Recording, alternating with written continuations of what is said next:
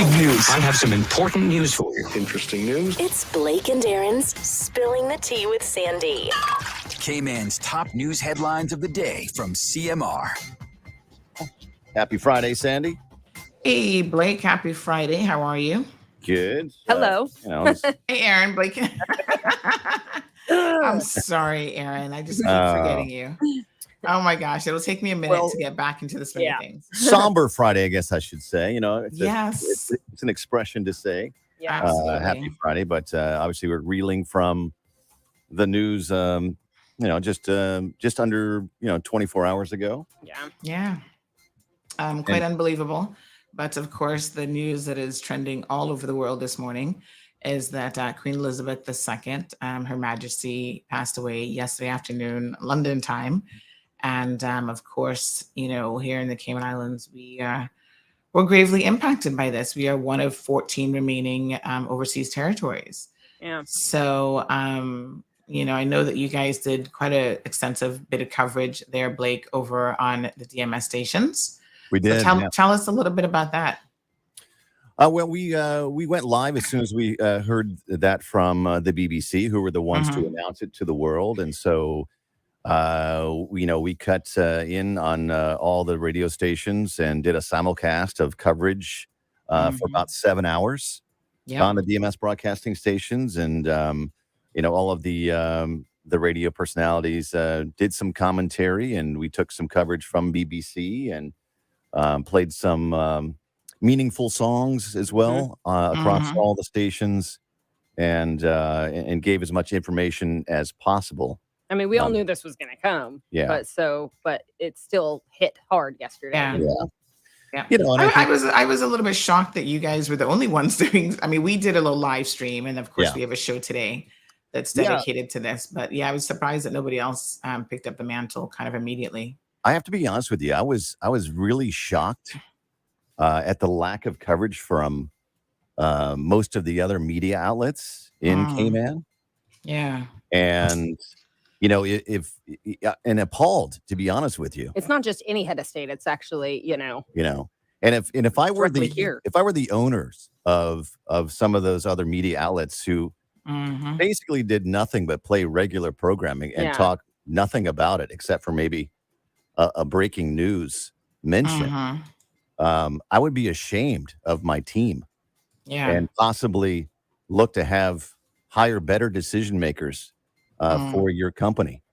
It's just shocking, and quite frankly, disrespectful. Well, we're media. That's what we do. We need to, It just shows the naivety of decision makers and not making impactful decisions for the best interest of the community. Well, good news is could it just be that on Wednesday we had a whole discussion on this about the changing face of media.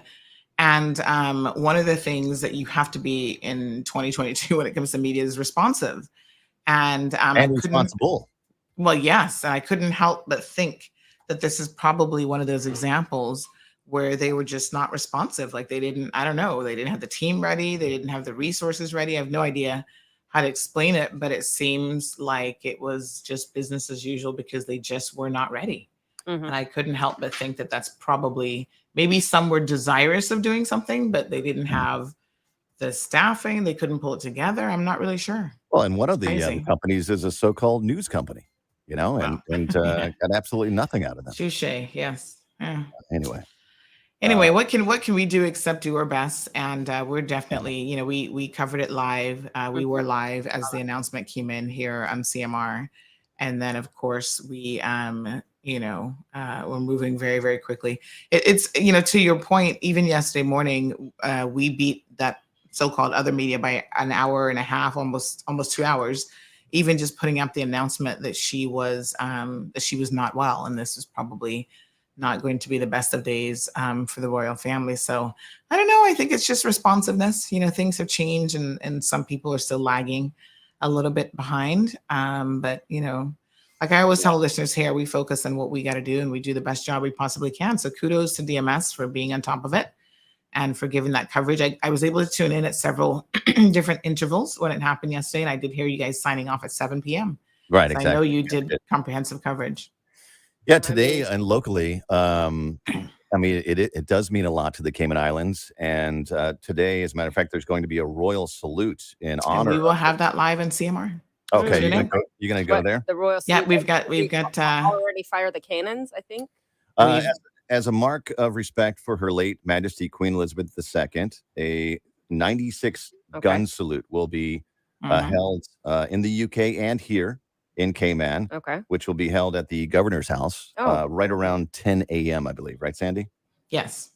So we will have live coverage of that. Unfortunately, it won't be on Bobo because I think we have another show afterwards, but we will have live coverage of that for sure. No, it's just Al Jazeera, I believe. So we could actually take that and run it live on. No, I think you guys have another show afterwards. Is the problem? No, we'll take the gun salute. If you're going to be there doing coverage, we'll take your coverage. Okay, all right. Well, speak to Chuck. But yes, we definitely are on it. So yeah, and may she rest in peace. Yeah, and then I think at 6 p.m. London time, King Charles III is going to address the nation. So this morning, we're obviously live on Bobo right now, but this morning we're going to have an entire show going through all the protocols. We've got local experts, Mr. Lemuel Hurston, Miss Mary Lawrence, who are joining us, as well as potentially Mr. McKeever Bush. We have all the statements from government. We're going to be going through her 2 visits to the Cayman Islands. We've got tons of photos and video footage. So all things Queen Elizabeth II today. Yeah, well, I think the gun salute already happened in London at 7 a.m. our time. Okay. Because it was at 1 p.m. So then we have the one at 10 Then we have the one here. Right.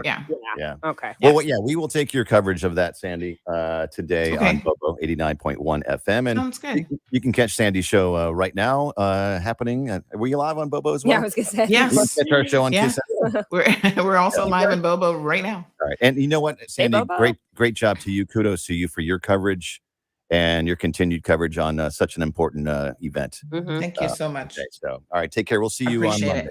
All right, my dear. Thank you. Bye-bye. Bye. All right, our segment with...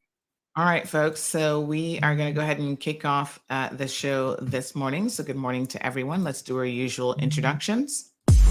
Peppermint, sorrel, ginger, beaver grass, or English. Get it ready. Your morning tea just got hotter. Ooh, honey child.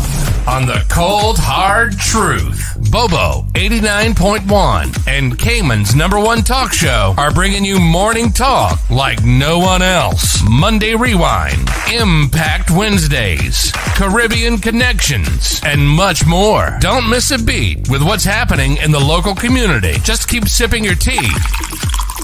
What a mess. Here's your host, live and direct from the Cayman Islands, Sandy Hill.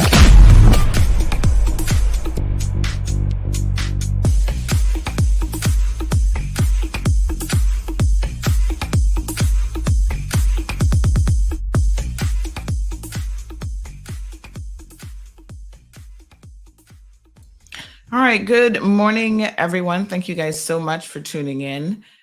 This Friday, September the 9th, we will have an entire show dedicated today to Her Majesty Queen Elizabeth II. So we hope that you enjoy the programming today. We're going to be covering quite a bit, focusing more on some of the local elements of, her visit and what the Queen means to you, the people of the Cayman Islands. So feel free, of course, to call into the program at any time. We do have some guests lined up, but if you would like to join in on the conversation, we welcome you to do so. You're able to find us on Facebook, YouTube, and of course on Bobo 89.1 FM.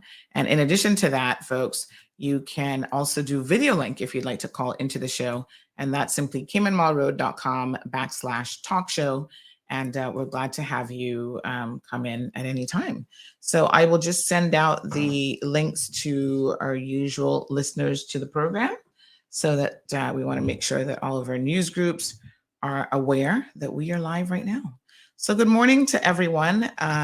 When we left each other yesterday morning, of course, it was, from my perspective, very much expected that what happened, was a bit inevitable. So let's go ahead and pull in the statements that we received. So of course, Buckingham Palace issued an official statement essentially saying that the Queen had died peacefully at Balmoral, that's in Scotland, this afternoon. The King and Queen consort will remain at Balmoral this evening and will return to London tomorrow. We were monitoring all of the various news sources as this news came in. And then we're going to go through and look at some of the protocols this morning in terms of what happens from here. We've got quite a bit of interesting information. So Queen Elizabeth II, at the age of 96, passed away peacefully yesterday morning.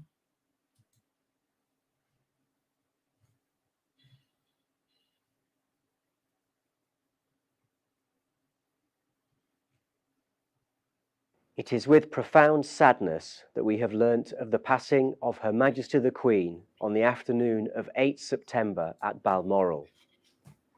The death of our much-loved and longest-serving monarch will, I know, be terribly sad news for people across our 3 islands of Grand Cayman, Cayman Brac, and Little Cayman, as well as across the entire world. Her Majesty the Queen served the United Kingdom, Commonwealth, realms, and overseas territories with quiet dignity and powerful diplomacy for over 70 years. She has been an inspirational role model and given outstanding service throughout our lives. She's the only monarch very many of us have ever known. Her loss will be keenly felt. She is unlike any other monarch in history. I know from my 4 years as your governor just how much affection and respect there is for Her Majesty on our islands. Her 2 visits here in 1983 and 1994 are warmly remembered today by so many. We were able to celebrate Her Majesty's Platinum Jubilee this year with an extraordinarily wide variety of events across our 3 islands, reflecting the depth of feeling towards Her Majesty. I had the pleasure of meeting Her Majesty 3 times during my career, including at Windsor Castle on taking up my role as Governor of the Cayman Islands. Her Majesty vividly recalled details of her visits here. Many of you will have your own personal recollections of royal moments in your lives, whether it was watching her coronation, meeting her, or celebrating her visits to Cayman or elsewhere. The King and the Queen Consort will remain at Balmoral this evening and will return to London tomorrow. Her Majesty was a symbol of stability and permanence for over 7 decades. She exemplified outstanding public duty.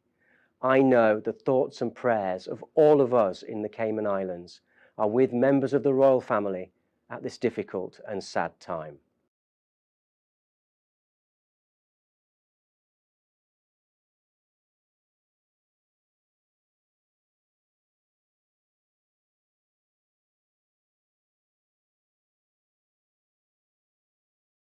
Good day.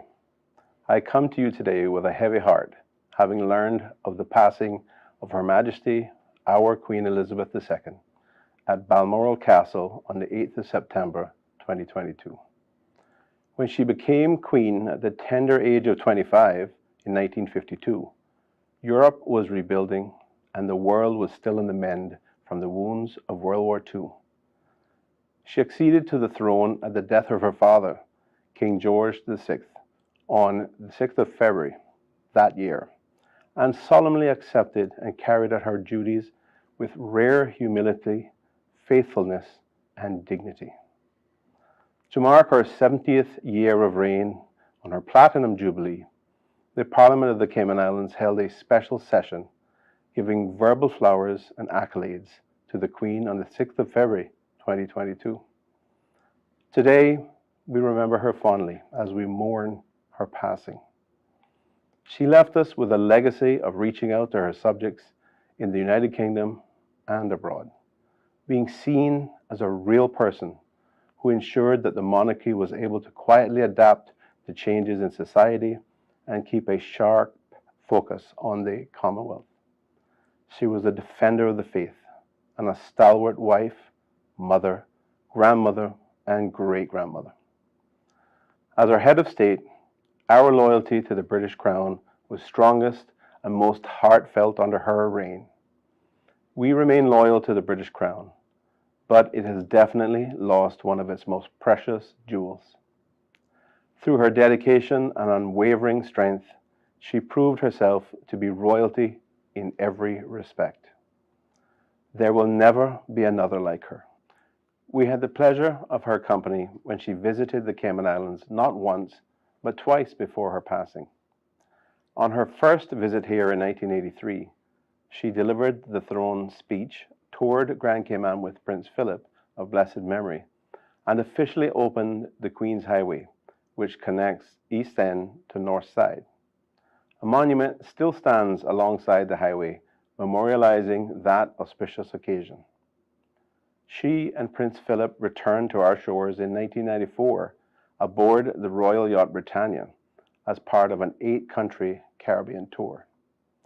This time around, she knighted former Financial Secretary Sir Vassal Johnson, who left this earthly realm in 2008, for his role in modernizing the laws of the Cayman Islands, which led to our enviable position as a global financial center. She also opened the Ed Bush Sports Complex in West Bay and the Queen Elizabeth II Botanic Park off Franksound Road. Both times she was gracious to the Caymanian people, and those who met and interacted with her have cherished memories to share. Those who have gone on to their own heavenly reward often talk fondly of her kindness, warmth, and love for the people of the Cayman Islands. I think I can safely say that all of us in the Cayman Islands who feel strong ties to the British Crown mourn this sad occasion. We have lost a great lady. Taking her place on the throne is her son, King Charles, the former Prince of Wales, who last visited the Cayman Islands in 2019. God save the King. I, on behalf of the Cayman Islands, join others from around the world in offering our condolences to the royal family. It is our prayer that God grants them the peace and grace to get through this difficult time. May God be with and comfort all of us.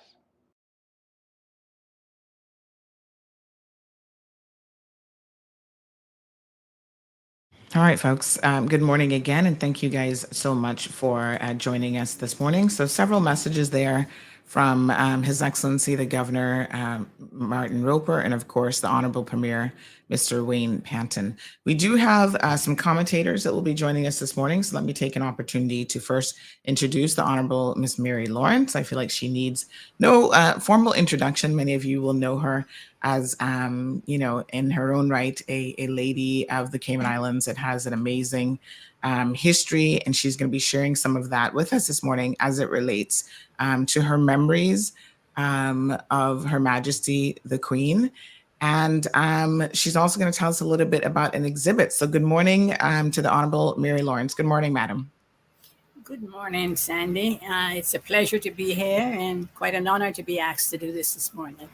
Yes, thank you so much for agreeing on such short notice. And we also have Mr. Lemuel Hurlston, again, a stalwart here in the Cayman Islands. And when I first reached out to my group of individuals, I said, who can I have on as a commentator that knows a lot about the monarchy and is well-versed? Mr. Hurlston's name was one of the first names that came up. And they said, you definitely need to speak to him because he is, just like the Honorable Mary Lawrence, a wealth of information. So thank you so much, sir, for joining us this morning as well. My pleasure. Thank you. All right. So, folks, thanks to modern technology, here we are. And we may have some other individuals joining in as well. We've invited the Honorable McKeeva Bush, if he's able to join in on the link, to give us some of his fond memories. We've also spoken to Miss Karen Thompson. She might pop in at some point during the morning if she's able to. So we have a lot of information for you. So good morning to all of the usual suspects who are here this morning. Miss Vernita, Diamond Princess. We've got Olivia joining us. So happy Friday to everyone. Scott says good morning. Very sad to be saying goodbye to our queen. Good morning to Desi. And of course, Marshall is here. And as you guys will know, yesterday morning, we were discussing and monitoring the news streams from all over the world. We had Sky News, BBC News, Great Britain News, everywhere really in the world was starting to gather at Balmoral in Scotland because it seems, unfortunately, that the inevitable was about to happen as it relates to the passing of the Queen.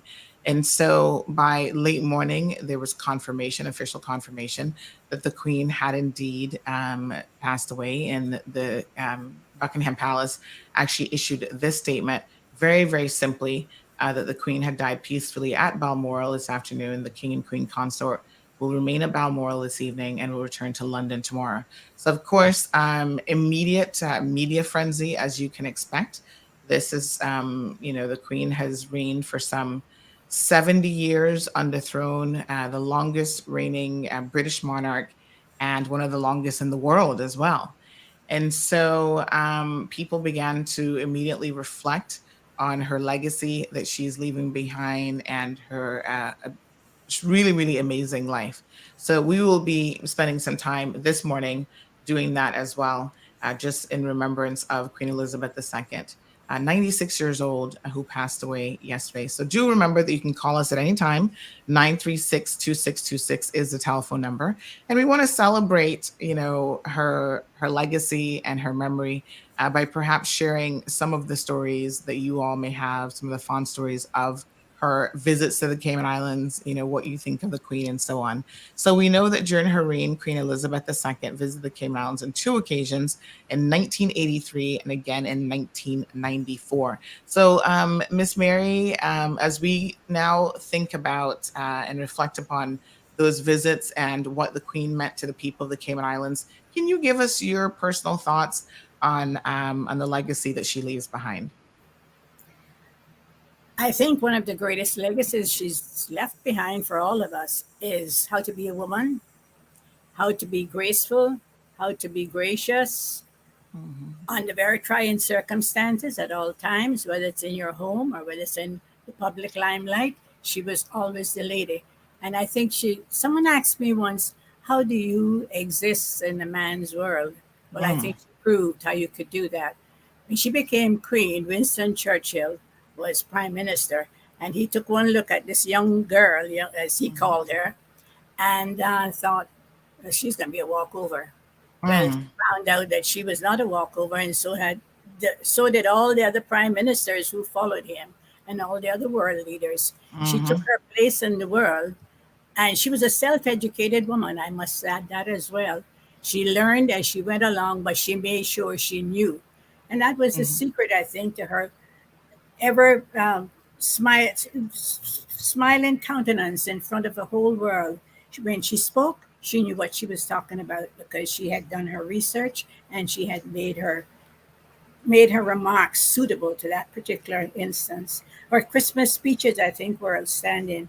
The speech of her 91st birthday was an outstanding. She made some very outstanding speeches. My failure, my thought on the failure of us here in the Cayman Islands is that we have not recognized all of this. Sure, she visited us twice. Sure, King Charles came to see us a couple of years ago. But we have never taken the time to reflect on what the monarchy has meant to the Cayman Islands. And we only have to look back in history to know where we would have been had we taken another road back in 1959.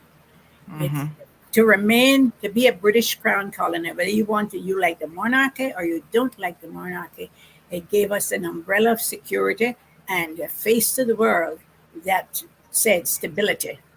And in the rocky Caribbean at that time, stability was the word that brought the Cayman Islands to the forefront. And it came because she was sitting on that throne and she recognized as she went along how to move with the times, to move, not having a radio, to having a radio, to TV, to having our whole family under the limelight, to just with all the developing the Commonwealth into the Commonwealth of Nations. All of these steps that she took made her not just the Queen of England, but a world figure, a figure on the world stage, which in every nationality. Yes, absolutely. Mr. Lemuel Hurlston, what are your thoughts this morning as you reflect on the legacy that Queen Elizabeth II has left behind? Well, I woke up very early this morning, looking forward to the opportunity of contributing to your show. Mhm. But I used the opportunity to also meditate by myself for a while, Mm. because I find that when difficult moments are passing, we sometimes Mhm. pass them too quickly without Mhm. taking the time to stop and reflect on their true meaning. Among all of the accolades that have been ascribed to Her Majesty, the one that I particularly became attracted to was the accolade of her kindness. Mm.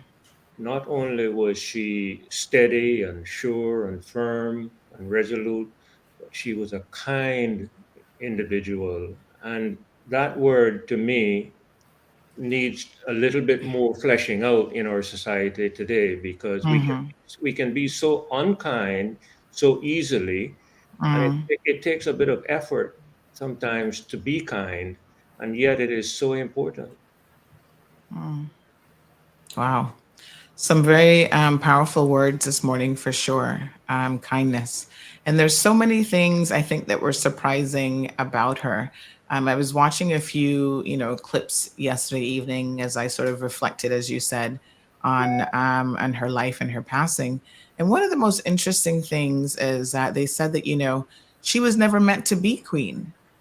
She wasn't in the line of, of direct ascent to the throne, and so really it was fate, God, whatever, that put her in the position because of her uncle giving up the throne for her then to be her father to become king, and then upon his passing, for her to become Queen Elizabeth II. So incredibly interesting. There's a lot of people that said that because of that, the earlier years of her life, she was able to spend without having this perhaps burden, of this sort of cloud over her that you will be, the heir to the throne. And she was able to live a little bit more freely, perhaps. And a lot of people said that that explained her lack of conceit when she was finally, when she finally ascended to the throne, because in many respects she was able to grow up as an ordinary member, as ordinary as you can be, I suppose, of the royal family. So, as most of us will know, Queen Elizabeth II is or was Britain's longest reigning monarch after her father, King George VI, died in 1952. She took the throne with what people say was regal adventure and excitement. And there's so many interesting things about her life, and of course, a lot of us are very, very curious now about how this all plays out and what happens. So, folks, we will be having, the government is having a 96 gun salute this morning at 10 o'clock. We will be carrying that live here on Cayman Mall Road and hopefully in Bobo 89.1 FM as well. We do have Jean, who's going to be on location bringing it in. So, Miss Jennifer says, sleep in eternal peace, our glorious queen. Good morning to Daisy. Aliano also sends his condolences, saying, may our queen rest in peace and reign forever from heaven. Ms. Claudia, thank you so much. Claudia says, good morning. Thanks, Sandy, for dedicating these hours as we remember Her Majesty Queen Elizabeth. Our prayers are with her family and for all of us who feel that great loss. KK is here saying, Miss Mary, such an amazing lady. She's sending you lots of love, Miss Mary. This is, obviously the first time our guests are on the program, so they're seeing a little bit of how this platform works. We've got Mr. Hero Blair, who I believe is in Florida at the moment, says, good morning, Sandy and family. Great job, Sandy, on the ongoing coverage. The world has lost a mother. And of course, we have to remember that she was a mother, she was a grandmother and a great grandmother to her children and their children. Ms. Barbara says, so proud of you, Sandy. Thanks for all that you do for us locally and internationally. So let's talk a little bit about the impact that her reign has had on the people of the Cayman Islands. Quite amazingly, 60 years, there will be many of us like myself who were not born 60 years ago. So we have no memory of life without Queen Elizabeth II. We don't remember, whatever I've seen of King George would have been in movies or, whatever footage is available. But I would say the vast majority of people really have lived their entire lives knowing her as queen. Do either of you remember a life without Queen Elizabeth II? Well, one of the, I told you last night, Sandy, we have one of the most complete exhibits on the Queen's life at the Town Heritage Center. We have 110 framed pictures of her on display, besides numerous poster boards with her messages and her speeches and pictures of her visit to Cayman. It's all there. But one of the things that we have in that exhibition is the program for her father's memorial service in the church of Georgetown, the Elms Memorial Church. Wow. I attended that service. I was 12 years old at the time, and I have the program. And it's it's on display there. Remembering, all my exercise books. And at that time, they used to put the monarch on the front cover of the exercise books, because Jamaica then was also a British Crown colony, and they printed all of that stuff. So we have the exercise books as well, with the picture of her father on the front of it. We were made very conscious growing up of the monarchy at that point in time, because Cayman was very British oriented. And so, yes, I do remember we didn't have all the media coverage you have today. You had to read a newspaper that was probably 3 or 4 weeks old coming in from Jamaica. But it was something that we were always aware of. We sang Rule Britannia in school, because that was a big part of our learning, to learn the songs that related to the monarchy. Wow, absolutely wonderful. Mr. Lemuel Hurlston, do you remember a time without Queen Elizabeth II? Well, I was 1 year old when she became queen. Yes. And in every household that I recall in the district of South Sound that I grew up in, one of the important events every year was listening to the radio for the Queen's Christmas message. And that was looked forward to just as much as we look forward to Christmas. Wow. And her messages always bore such relevance to the society that we were then in, that it became an attraction. And whatever technology was available to communicate it was appropriately used. And so I remember that as a young child growing up. And that's one of the things that we look forward to listening to. Absolutely wonderful.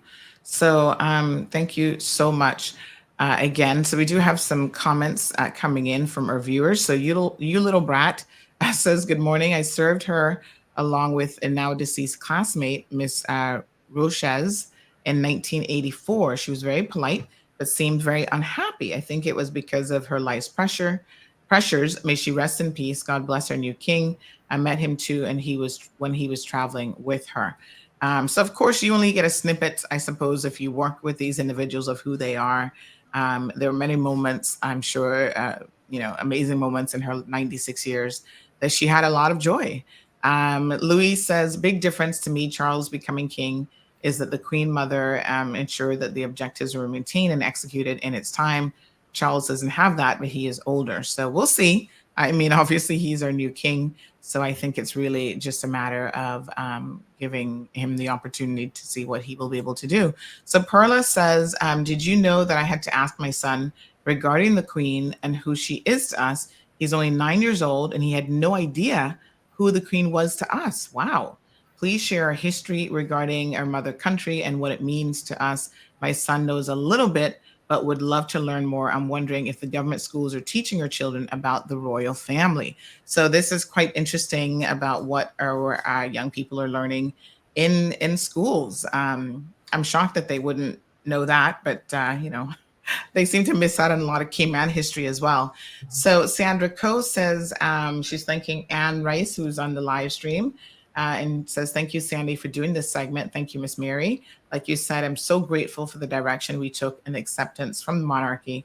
I will forever be thankful to Her Majesty. What a wonderful lady she was. One of the interesting things, we are an overseas territory, a member of the Commonwealth, is that when she first took, when she first took the crown, she wanted to really be a lot more inclusive of the Commonwealth. than had previously been done before her. And in fact, she decided at that time to engage in this tour of the entire Commonwealth, and it was frowned upon. The Honorable Mary Lawrence was just sharing how, the first prime minister that served under her was the Honorable, I think he might have been Honorable Winston Churchill. And, he saw the Queen grew up from a little girl, so he knew her on a personal level. And the two of them were, they considered themselves to be friends. But once she took on that formal position, he reported to her. And, there were some frictions over the years from what we understand, because she was indeed a lady of her own opinion, and she certainly stood her ground. And one of the things she wanted to do was this sort of worldwide tour of the Commonwealth to introduce herself, and to one of the promises she made to the people, at the initial onset, is that she was all about service to the people. And that included being of service to the people of the Commonwealth. And that was something that he was a little bit more old school, and he did not necessarily agree with. And it was one of the areas in which they differed, during their relationship. So thank you to Joseph. Joseph also says that it was the same thing when he told his son about the Queen. So I'm wondering what sort of conversations perhaps in your homes and in our communities we're having today about Queen Elizabeth. If you have younger children, have you explained to them that she has passed and what the significance is of that? So morning to Miss Morna, who's joining us from Prospect. KK says history should be taught in every school. This is very, very important for us to see and the upcoming generation. So Miss Mary, since we're talking about the importance of history, can you share with us a little bit more about this exhibit in the District of Bordentown? Because I understand, despite it being one of the best in the world in terms of the breadth of what is available, there's so many people in the Cayman Islands that don't know anything about it and actually have not visited the exhibit, including even our elected members. Come on, folks. This was done, to commemorate the Queen's Jubilee. And so tell us a bit more about that, please. Well, we took the decision to put up an exhibit to celebrate the Queen's Platinum Jubilee. And we thought, well, everybody was going to come. We thought all the schools that have been coming. We found out the schools the children did not even know what the Platinum Jubilee was.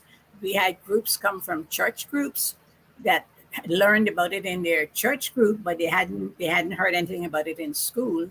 And when we set up the exhibition, we wanted something that it covered her entire life. So there's pictures of her, the very first baby picture from mother holding her. There's one of her when her father went into Buckingham Palace as king, and she's leaning out of the window holding her doll in her hand. All the little personal pictures of that brought her home to children and to people as a person, not just queen, and a figure out there that didn't have a face on it or didn't have a personality to go with it. And we took it right down through all the trips that she made to Cayman. We have the 2 trips she made to Cayman. We have the guest list of the people who attended the reception at Government House. We have the invitation that was issued to those people by which they attended the reception. We have all the pictures of her from the time she landed on both occasions. Her speeches, we have the speech that was done on the second visit, in which she signed her name Elizabeth R. and put the date on it. We have all of that in our exhibit. We have numerous books. We have the copies of all the programs, practically all the programs that we did to celebrate Her Majesty's birthday here every year, and celebrations. In fact, the booklets that were put out for the 2 visits that she came, it had all the information on what would happen while she was here. You have to come to see it to really appreciate it. We have this letter she wrote to Miss Annie, thanking her when Miss Annie stood on the steps of Delhi and said we were going to be British forever. And the Queen wrote a nice letter back to her. We have the picture of the plane she came here in, signed by the pilots that brought her here. It's just a really fabulous exhibition. The governor and his wife came and spent an hour and a half with us looking through it and going over it. And The premier came this weekend, and he and his wife. Other than that, we have not seen any government officials. Wow, quite shocking. And we've had no requests from the schools for now. I had a big surprise last weekend, and I'll give her credit for this. Cassandra called. She wanted to bring her youth group from the Pilgrim Holiness Church in Northside, and she came to. Some of them were really small, and then she had some teenagers mixed in with it to help control a little group. And when we got into we have two buildings. The second building, we call it the People's Museum, where we have the pictures of the families from Buddentown in there. And we have the national heroes. And I said, we don't have the last hero up yet because we have her picture, but we haven't got it framed. I said, she's the one that wrote the national song. And one of the little ones said, "You mean Beloved Isle Cayman?" And she started saying that, and the whole group joined in with it. And I said, "So where did you learn that?" They learned it in their youth group. They begin their youth group every Friday evening by singing the Cayman song. And I look at all the events that we've had. We did an exhibition at the John Gray High School, and they didn't know who the premier of the Cayman Islands was. Not just the one we had before him that had been there 8 years. So I don't know what we're teaching our children in school. Certainly they're not learning, not just about the Queen. They're not learning about us as a people. And, I maintain we celebrated on July the 4th. We had a big exhibition up on the Constitution and how the whole government has developed over the times of from the very beginning of time. And I thought, well, everybody's going to come to see that. No. No. And I was surprised that none of this is being taught in the schools, that children do not know how their government operates. I don't even know who their government, who are the persons in their government. I don't know why these things are not. Teachers claim they don't have time. It is not on the curriculum, and so they don't have time to teach it. They have school buses, but they don't have time to bring the children. Who come to private schools? The private schools are the ones who request us to come. And Savannah School, I will give Savannah School credit for that as well. We go to the schools. We don't just have the exhibits there. We pack them up and go to the schools and put on exhibitions and spend the whole day at the school teaching the Cayman history. But you have to be asked to do it. You can't just walk into a school and say, I'm going to do this. Right. And I find this stuff about the Her Majesty, we sing, well, it's only recently we started learning to sing the Cayman national song. But God Save Our Gracious Queen, nobody knows what we're singing. The 4th of July was celebrated in Cayman by Americans who hoisted their American flag and Canadians who hoisted their Canadian flag. And the Cayman flag was where? Nobody even knew what the weekend was about. Nobody understood that the 4th of July is the day we got our first constitution. And that's why we have a holiday in Cayman, not because the United States are celebrating their independence. And it's so easy to put all of this together and to teach it to children. So very easy. And I don't know why. And children are anxious to learn. The ones who come to the center up there are anxious. They ask questions. They want to know. Absolutely. Wow. I hope that perhaps. I am hoping that now that this has happened, that people will at least come out of, if nothing else, out of curiosity to see what is there. Because the Buddentown Heritage Group, we've worked for 20 years putting that site together, and it is a fabulous site of all of Cayman history. And I just wish the press would come even and take a look around. Yes. Well, yes, Richard Parchment has definitely read my mind. So he said, Miss Sandra, I'm sure you're already planning a live broadcast from the Buddentown exhibit. So I did speak with Miss Mary last night upon learning about this exhibit, because I must admit, I didn't really know anything about it. And I think, of course, this is something that we must document and we must capture. As you guys know, one of the sort of, mantles that we've picked up here on our platform on Cayman Mall Road is that we're going to really do quite a bit of focusing on Cayman history and culture. We've already started our video series, Cayman Voices, where we will interview people like the Honorable Mary Lawrence, like Mr. Lemuel Hurlston. We've done Mr. Richard Dick Arch already. We've done Bernard Watler, and many more to come. We did Mr. Winslow Burlington, which we haven't aired that one as yet, but we formally have a sponsor that has come on board. So now we can ramp up production of these, and we can start pushing these out to the people of the Cayman Islands, because we have an obligation to know our history and to also pass that knowledge on to our children so that they can pass it on to their children and so on.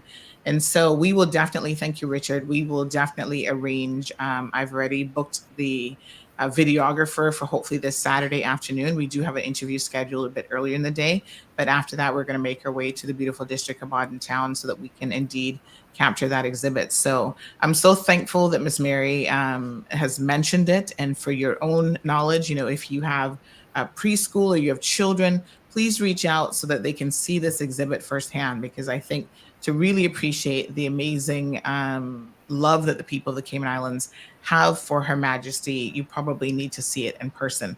So we're going to go through and view some of the pictures now that people have shared with us here in the Cayman Islands. And of course, to both of our commentators who so graciously joined us this morning, feel free to reflect on, if you remember, this is a cover from the Nor'Wester magazine. Now, Ms. Mary, I know that you, as former Speaker of the House, have had an amazing career, including being in news media yourself. So can you tell us a little bit about when Her Majesty first came to the Cayman Islands back in 1983, how you went about covering her, her visit? Well, when she arrived here, just before she arrived, I had gotten the license to publish the Caymanian Herald. As everybody knows, that was a political newspaper. And I went may I just pause you right there? Probably a lot of people don't know based on what we've just said in terms of our own history. So yes. So there was a publication called the Caymanian Herald. Yes, ma'am. Okay. And I went to the government as a journalist in the community to get a pass to go to meet her and all the in the press pool that everybody was setting up. And they made me wait till 8:00 that night. They claimed they were in the executive council meeting. And then they came and says, oops, we forgot. We don't have one. So I didn't get a press pass. So I did what I've done with a lot of things. I write poetry. And I wrote her the history of her visit in a poem. It's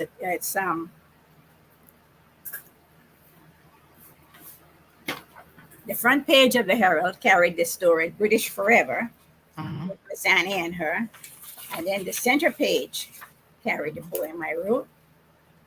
Royal visit. It was a grand day, and it took her from the time she arrived till she lifted off.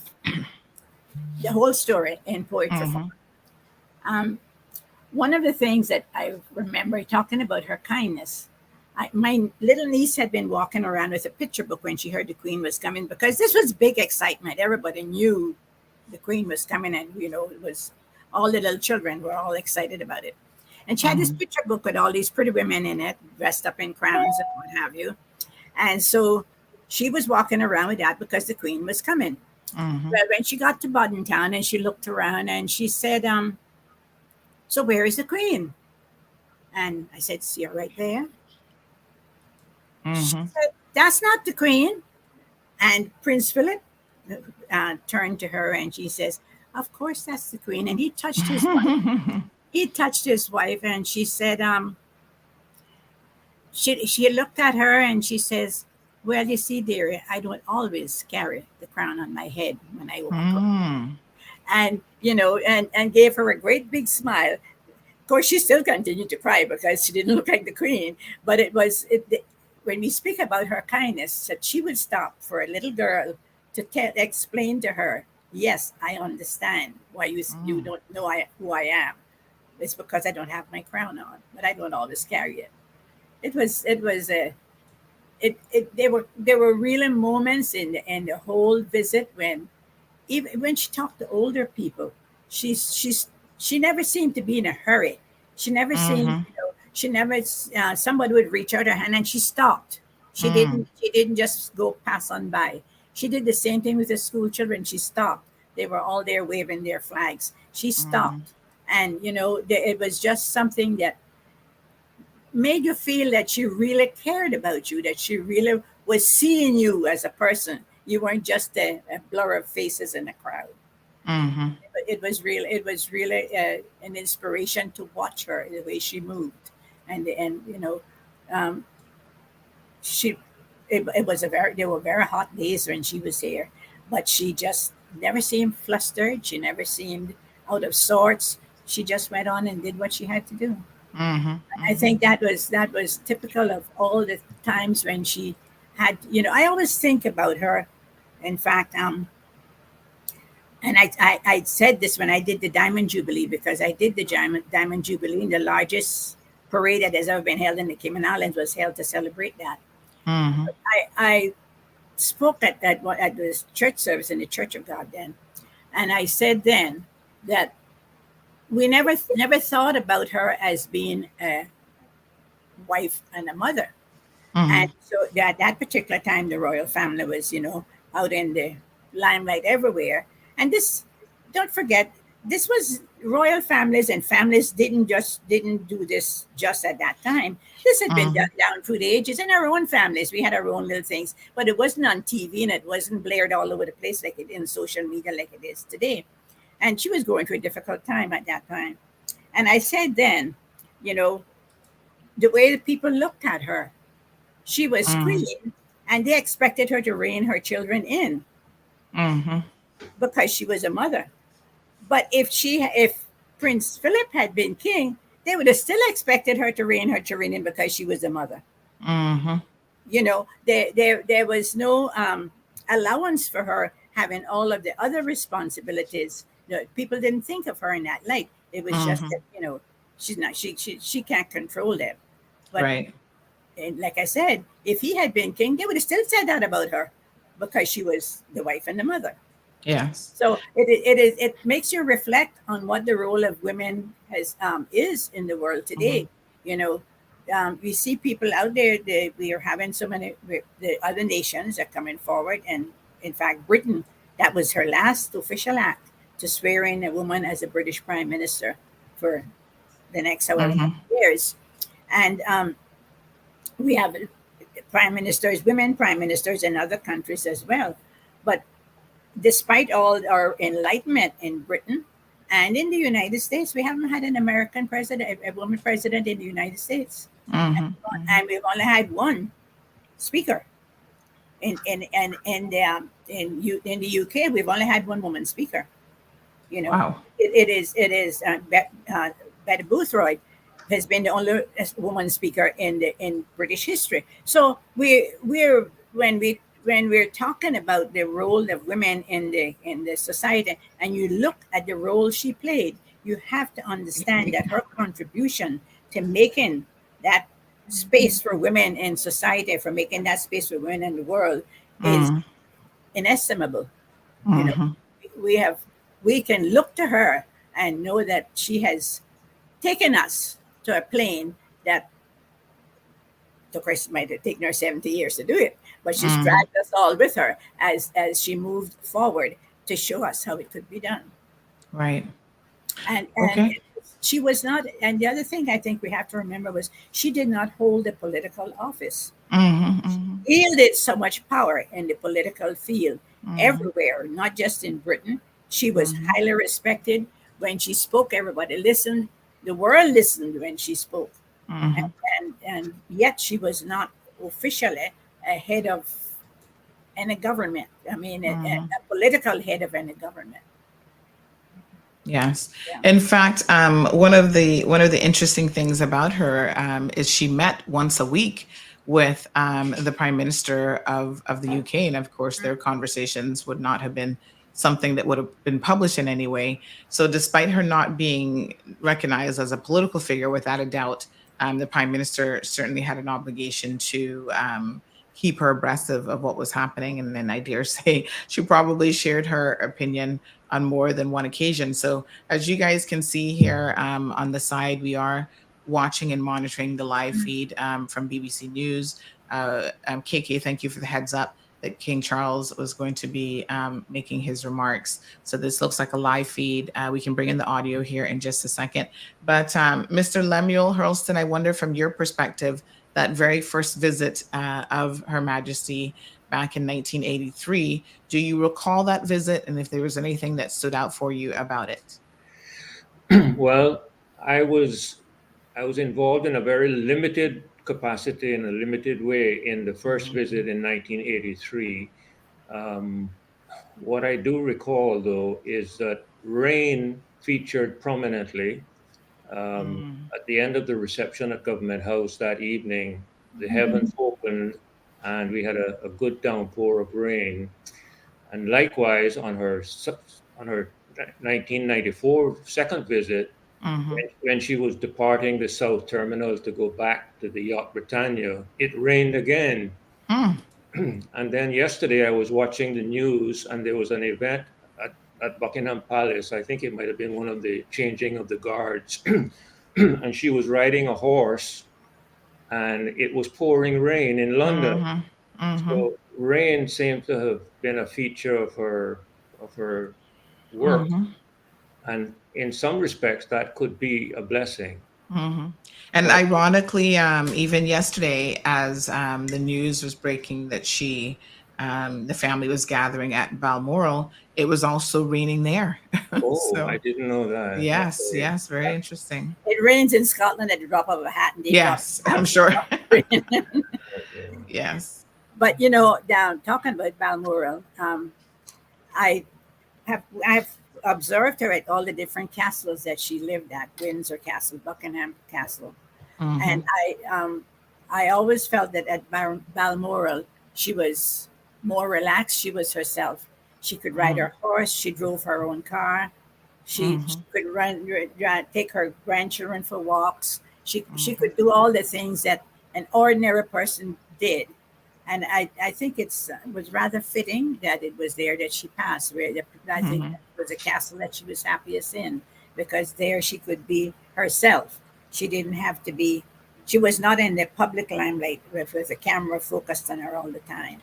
And I think that was it's a beautiful area, Balmoral, where Balmoral Castle is, and it was obviously a favorite of hers. She spent all her summers there.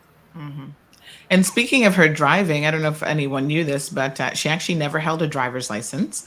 She did teach herself, as she learned to drive at the age of 18 while working as a mechanic during World War II. So Princess Elizabeth insisted on joining the army and learned how to drive as a mechanic for the Women's Auxiliary Territorial Service during World War II. And Her Highness was not required to have a license plate on her cars, or even a passport for international travel. So it's a bit of interesting information.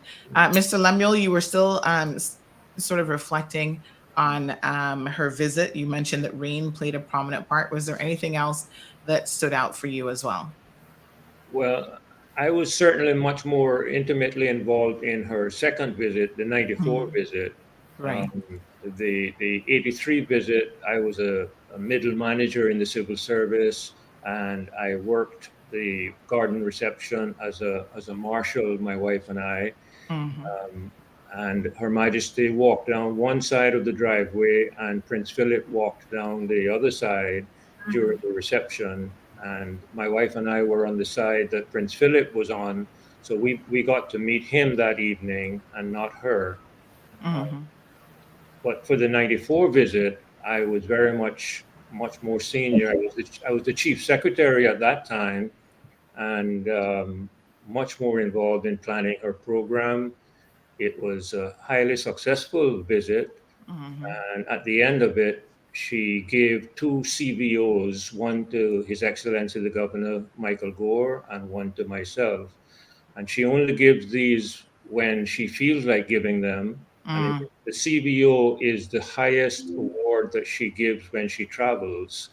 And that became a very personal thing for me, because it was given on her decision. No one had to recommend it to her. She personally decided, and that makes it very special. Wow, amazing. And of course, folks, if you don't know, Mr. Lemuel Hurlston has had a very esteemed career, and he's also the Cayman Islands rep for the Commonwealth Society. So thank you so much for sharing that. That's quite amazing. So, folks, we are looking at footage from Buckingham Palace. We see now King Charles III and the Queen Consort walking and reflecting on the outpouring of love. The flowers are immense.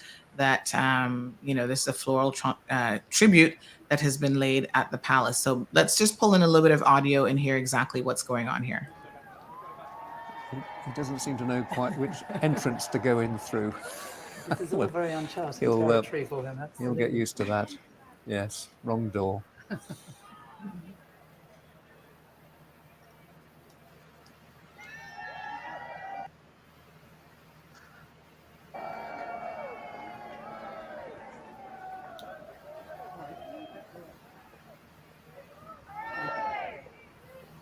Not that often, of course, that they walk along the pavement outside Buckingham Palace, because they normally just whiz in and out in their vehicles. Very rare to see them walking outside Buckingham Palace.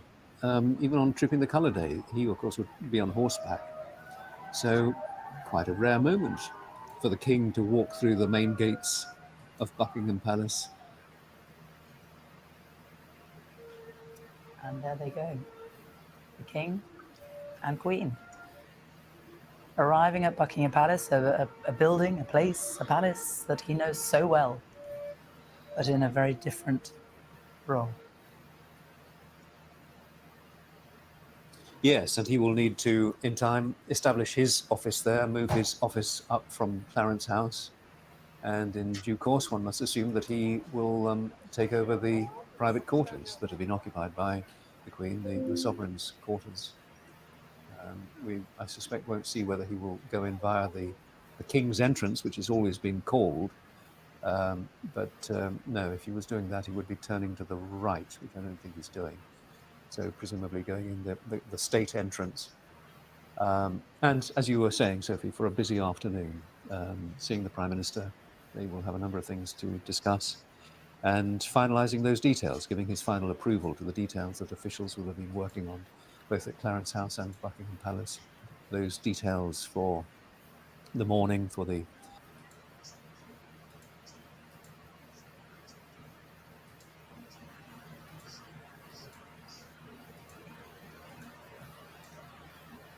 armfuls of flowers being carried there by aides, by palace staff.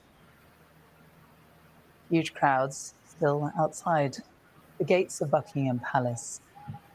And the new king and queen are there. The royal standard flying above the palace. The royal standard, the only flag that does not fly at half-mast. That is never lowered to half-mast. Absolutely, yeah, because there is never not a monarch.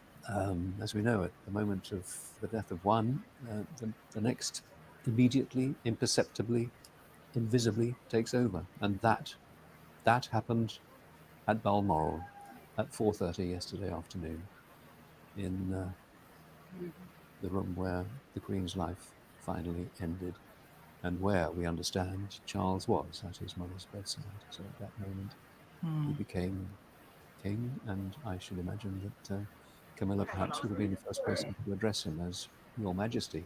He's no longer Your Royal Highness, he is now Your Majesty, as indeed is she, as Queen Consort. And it will be interesting to see just how much of a public role Camilla now plays. I think he relies on her very much. So, folks, some very interesting details, of course, over the past, almost 24 hours are beginning to emerge now in light of the passing of Queen Elizabeth II. Now we have almost an exact time of death. There was speculation, and, there's a bit of interesting sort of history of how people needed to be notified. I'm going to share that video with you guys next, and then we're going to come back. Mr. Lemuel Hurlston does have some time constraints, so he will be with us until about 9 o'clock this morning. Miss Mary, you're welcome to stay as long as you would like. We've got some excellent local commentators. We do have Richard says Miss Mary herself is one of our Cayman national treasures, without a doubt.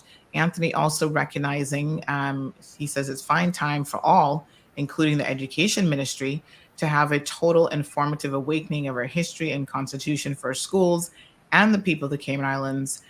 Here are well-versed Caymanians. We do have a WhatsApp message came in supporting that position as well. And that message said the Bodden Town display should be part of our curriculum for our children, as simple as that. Mr.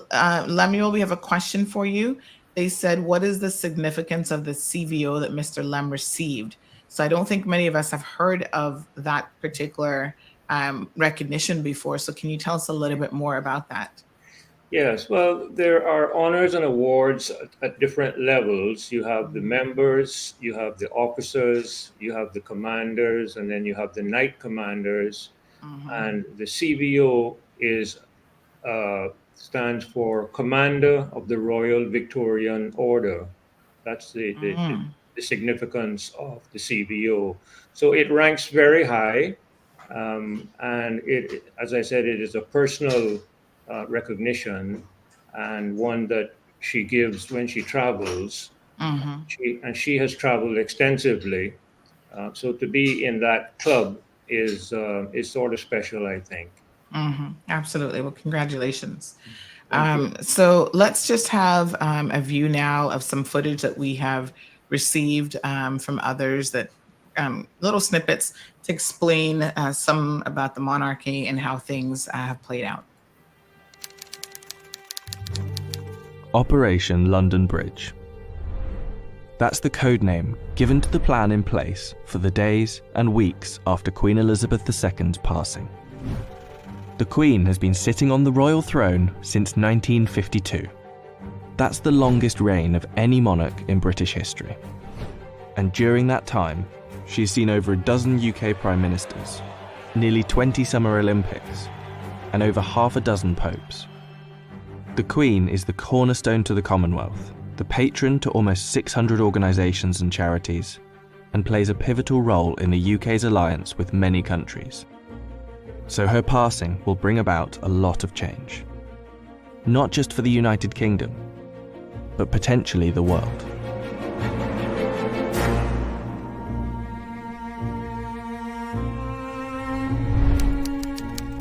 Her private secretary, the Right Honourable Edward Young, will immediately pass a message on to the acting Prime Minister at the time. That message will likely read, "London Bridge is down." The Prime Minister will then set Operation London Bridge into action. Within minutes, the 15 governments outside of the UK where the Queen is head of state will be informed over a secure line. And that will be followed by the other 36 Commonwealth nations and leaders around the world. The gates of Buckingham Palace will then dawn a black-edged notice of the news. At the same time, a newsflash will alert media around the world. Every media outlet is prepared for the news. Every radio station has a network of lights that will flash to indicate a national catastrophe such as this. All BBC shows will stop and proceed to run a feed dedicated to the news. Newsreaders will change into the black suits and clothing that is on hand at all times in the news studio, and the traditional red BBC News branding will turn black. Newspapers, TV channels and radio stations have days of coverage ready to go. On the same day as her death, the Queen's eldest son, Charles, will immediately become king. And it's reported that the stock exchange, businesses and shops across the UK will likely close for the day out of respect. The day after the Queen's death, on a live stream, Charles will make his first official speech as king. And the government will swear its allegiance to the sound of a 41-gun salute in Hyde Park, London. After that, King Charles, if this is the name he so chooses, will set off on a UK tour, visiting the leaders of government in the capitals of each country, Edinburgh, Belfast and Cardiff, before returning to London. During this period, TV channels will play the many documentaries already made in the Queen's honour, and the BBC will refrain from playing comedy shows as a sign of respect until after the funeral. 4 days after her death, the Queen's coffin will be led on a military procession from Buckingham Palace to Westminster Hall. Here she will lie in state over the next 4 days, and after which King Charles, family and dignitaries will pay their respects. Then the doors will open to likely hundreds of thousands of people queued up outside.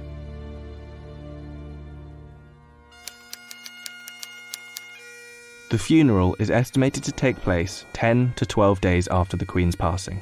But one thing is certain: the day of the funeral will be an official bank holiday for the whole of the United Kingdom. The stock exchange will close for a second time in under 2 weeks, and many businesses will follow suit. At 11 a.m. sharp, the bells of Big Ben will chime, the country will fall silent, and the coffin will be brought inside Westminster Abbey, where 2,000 specially invited guests will bow their heads in prayer. After the service, the coffin will be taken to Windsor Castle, and then finally to St George's Chapel, where Queen Elizabeth II will likely be laid to rest next to her father, King George VI. Likely within a year after the funeral, an official coronation for King Charles will take place on yet another bank holiday. All in all, accounting for the multiple bank holidays, funeral expenses, and coronation celebrations, the Queen's passing is estimated to cost the UK economy billions of pounds. In addition, hundreds of changes will happen across the UK in the months to come.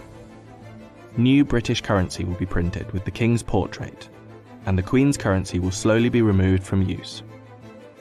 The same will happen for stamps, passports, and police and military uniforms, and the national anthem will be changed to God Save the King. Not to mention how the world and Commonwealth will react to the new king could alter the British royal family forever. For example, there is growing support in Australia for the country to become a republic, and the Queen's death could heighten that support.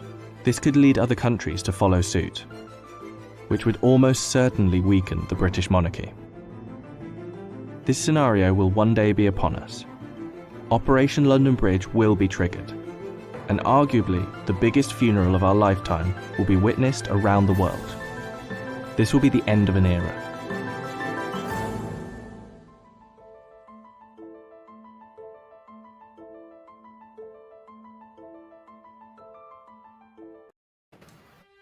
So again, we have a similar video that's a little bit done a little bit differently that we play a bit later on in the program.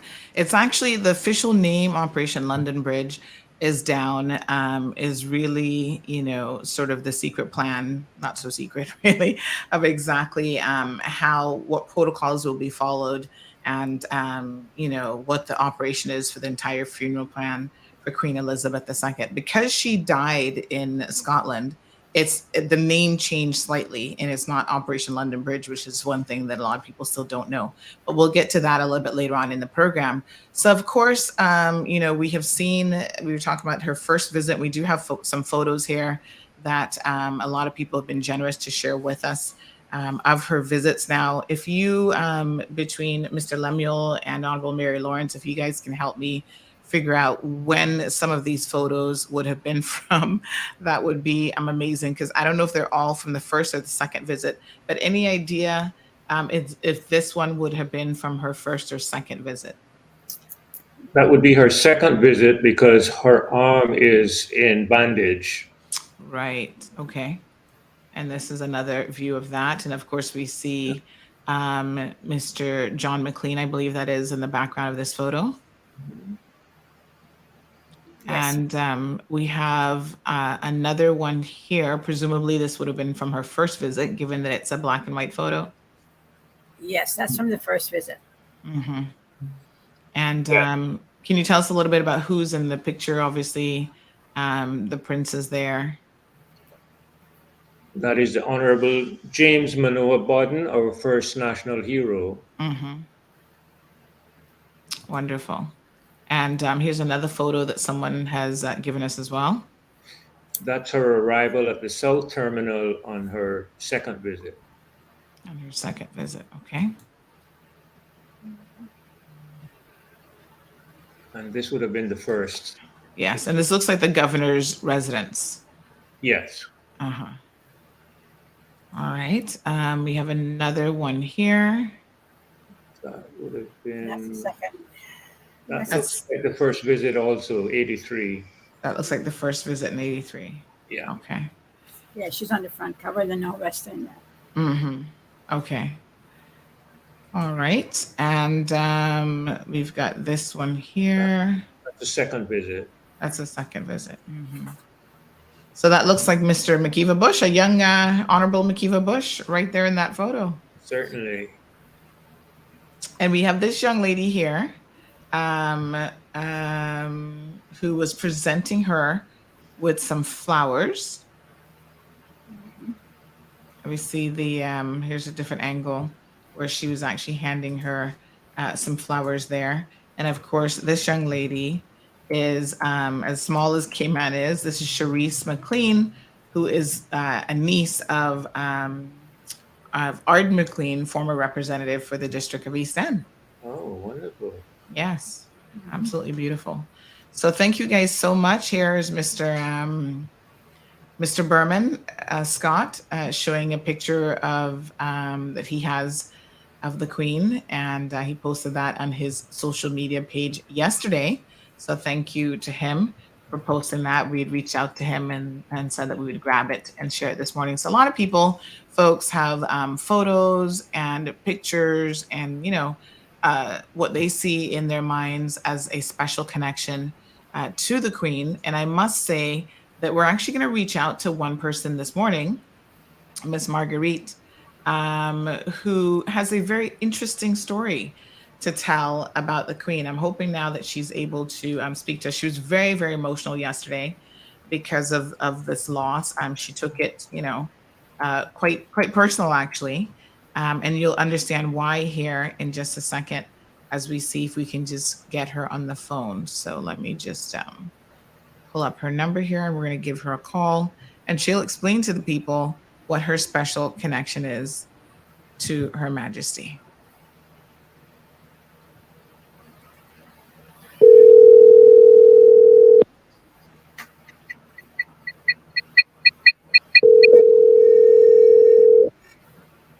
Good morning. Hi, Miss Morning. Good morning, Miss Maggie. How are you? Under a lot of pressure here, Miss Sandy. I have you live on air, madam. I want 2 minutes of your time. I was just speaking to our listeners about how people have a special connection to the Queen. I thought your story was particularly interesting. Can you tell us a little bit about, why you feel this loss so particularly difficult and what your connection is with Her Majesty Queen Elizabeth II? Thank you for having me, Sandy. Well, I was born in Jamaica and grew up in Jamaica. And my mother, my grandfather was an Anglican. And I think it happened before I was born. My mother, her birthday was April the 25th, 1926. And when the Queen came to visit,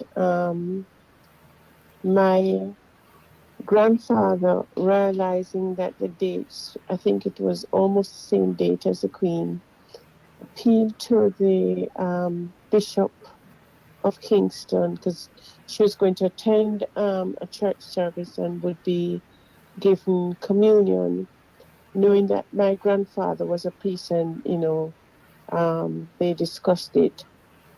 If the church would allow her to receive communion at the same time alongside the Queen, and it was approved, and she was able to take communion. Being an Anglican, she was able to take communion at the same time. Now, my mother never ever, she was this person that, she never boasted, she never bragged, she never told us about it. But my father always teased her and said, called her Queenie, and we didn't know why. And one day we said, "What? I know she behaves in a very, very stately person and stiff upper lip, never complained, always laughing and giving a lot of jokes." And one day we said to Dad, "Why do you call her Queenie?" And he told us about what had happened. And we said, I says, let's just not talk about it. You know, those things you don't talk about. Oh yes, it happened, and so we felt okay. The Queen was our second mom, and everything, everything that was written about her, we heard about her. To visit your mate, sure, you went out on the side of the road and you waved. And I think the last visit, when she came to Jamaica, where I saw her, was at I attended King's House because you could be invited. I then worked for the Prime Minister of Jamaica at the time, and they were having a state dinner at the King's House. So we were invited, his staff was invited on the launch. And I remember herself and Prince Philip passing, and he was teasing members of the army. He was great fun. But I remember her arm was broken. She had it in a cast and sling. I mean, the press didn't write up about it, and she was a very small person, very small in stat. I would say tiny. And I asked my boss. I said, "What happened to her hand?" He says, "Well, she didn't offer the information, and she was just going on as if it was nothing. It's just like another in her life." And we after found out that I think she had fallen off her horse and broken her arm, but she was still there doing her duties as anything else. So we felt as Jamaicans a very close connection to the royal family, even though we became independent and Union Jack came down in 1961, and we felt so, as if she was our mom, everything Queen, and we always wanted to know about her children. I think Princess Anne came once to Jamaica, and she was so in love with horses. Everything was horses. I don't remember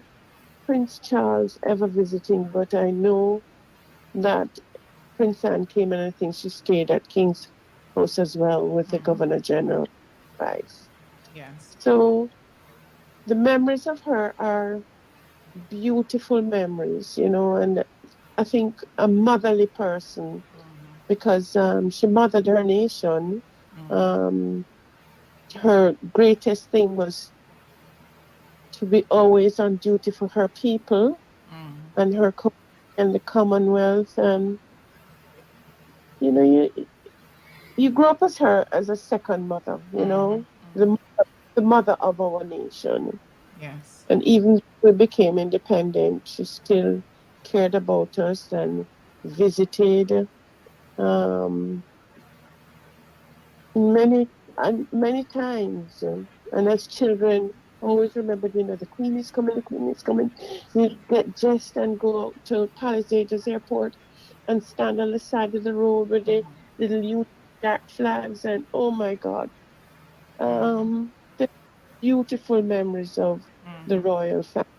So, when we see that people are saying that, negative things about their, mostly it's money, and they don't really serve. She has served us well, I must say.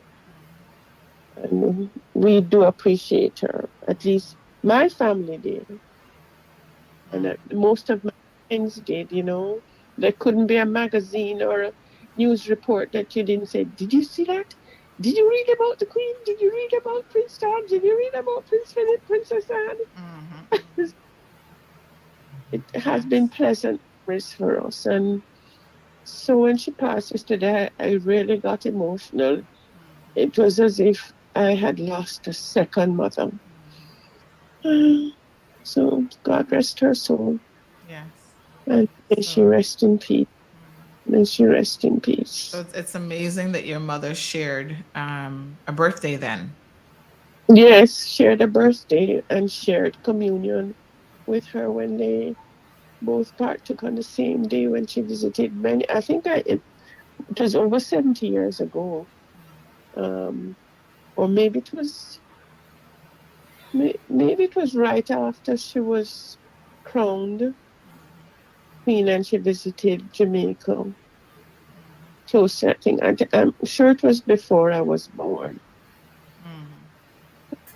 Anyway, Well, I thank you so suppose we all much. Yes, same road. We all have to travel the same road. absolutely. But may she rest in peace and may her family find comfort. The Lord provide them with comfort at the time as they mourn her loss. Yes. It's a great loss, a great loss. And we have to say, welcome King Charles III. Yes. May he happily over us here in the Cayman Islands and the whole Commonwealth. Thank you so much. Okay, have a great day, Sandy. Okay. Thanks for having me. Thanks, Miss Maggie. God bless. All right. Thanks. Bye-bye. Bye. So again, people are obviously reflecting on the memories, their interactions. In Miss Maggie's story, her mother had quite a connection, being born on the same day in the same year and everything as the Queen. And when she found that out, when she visited Jamaica, she acknowledged that by sharing communion with Miss Maggie's mother quite some time ago. Now we do have someone who's mentioning some of the details of the photos that we have here. So one person says that the names of the women in the cover of the Nor'Wester magazine. Does anyone? I'll just pull it back up here on the screen so that we can all see that. But does anyone have any idea who these women are? Let me just see if I can pull this back up. Miss Mary, do you know who these women may be? Well, the lady in here, this second lady is Miss Betty Marion. She was Marion. She's not Marion now. She's Thompson. Okay. Would that be the one in the blue with the lighter colored hat? No. The second one, the pink lady, the one in the Okay. dress. Mhm. The other two I'm not sure about, but I know we have it listed in the center up there. So when you come there, you'll be able to see it. You know, the Right. thing that has not been mentioned here is the fact that she attended a church service here on her second visit. She attended the Oh. church service in Elmsford Memorial Church, and her husband read the scripture that morning in the service. Oh, wow. She was a very religious person. People never Mhm. talk very much about her faith, but you listen to her messages, and there was always that thread running through it. Mhm, mhm. And then someone mentions this photo here at the governor's residence. They said the late Dr. Edlin Marin and his lovely wife, Helen Marin. They Yes. said, I don't remember who else, but I believe our knowledgeable guests would know. So, Mr. Hurlston, do you have any idea Yes. who else? The tall gentleman beside Dr. Marin's wife, Helen, is the Honorable Ormond Panton. Wow. Beautiful. So we do have other people who are tuning in. Good morning. This person says the lady in the blue dress. If I think we go back to the previous photo, let me just see here, is let me just get the name, Magdalene Elizabeth Bodden. So one of her grandchildren is saying that that's who that is, and then they say Jack and Jill Bodden's mother. So thank you guys so much for identifying, um, you know, who these people are. Some of them themselves have obviously passed on since then. So as we continue down memory lane, we'll just look at a few more tidbits here. Of course, this was also circulating. That's again the Honorable McKeeva Bush and the Queen. I'm assuming that would be her second visit with us, and we have some people sharing this one.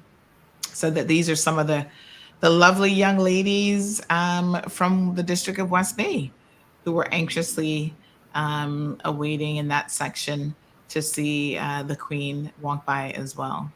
So I don't know, some of them look quite young, so I'm sure some of you all might be able to identify who they are, but lots of Caymanian faces, right? So there you have it. So let's just watch a little video that was also shared with us. That's more of a local twist.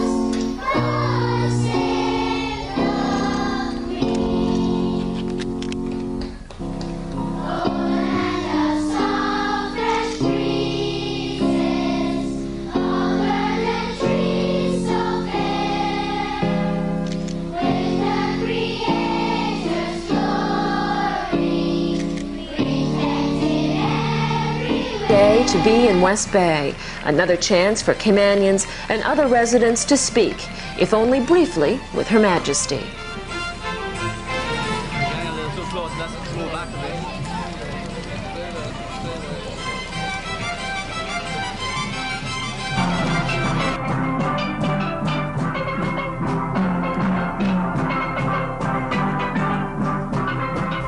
A sea of national pride. Colors, red, white, and blue.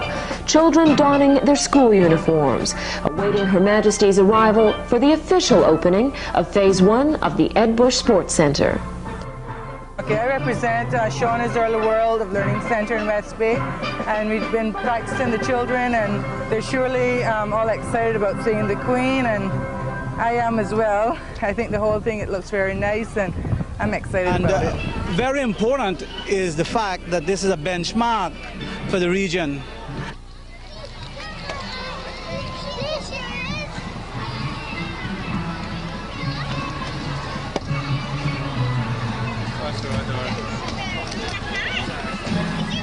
The Queen and the Duke were met by the Minister for Sports and the first elected MLA for West Bay, the Honorable McKeever Bush. Also on hand, as part of the official party, persons instrumental in the development of sports, MLA Mrs. Edna Moyle met Her Majesty and other members of the royal party. She was presented with a bouquet by a student from the Northside Primary School, and a number of people lined the path, hoping for just a glimpse or a chance to say hello. Northsiders are known for their talents in art and craft. Her Majesty was given the royal tour of some of the district's best, while being serenaded by students from the primary school.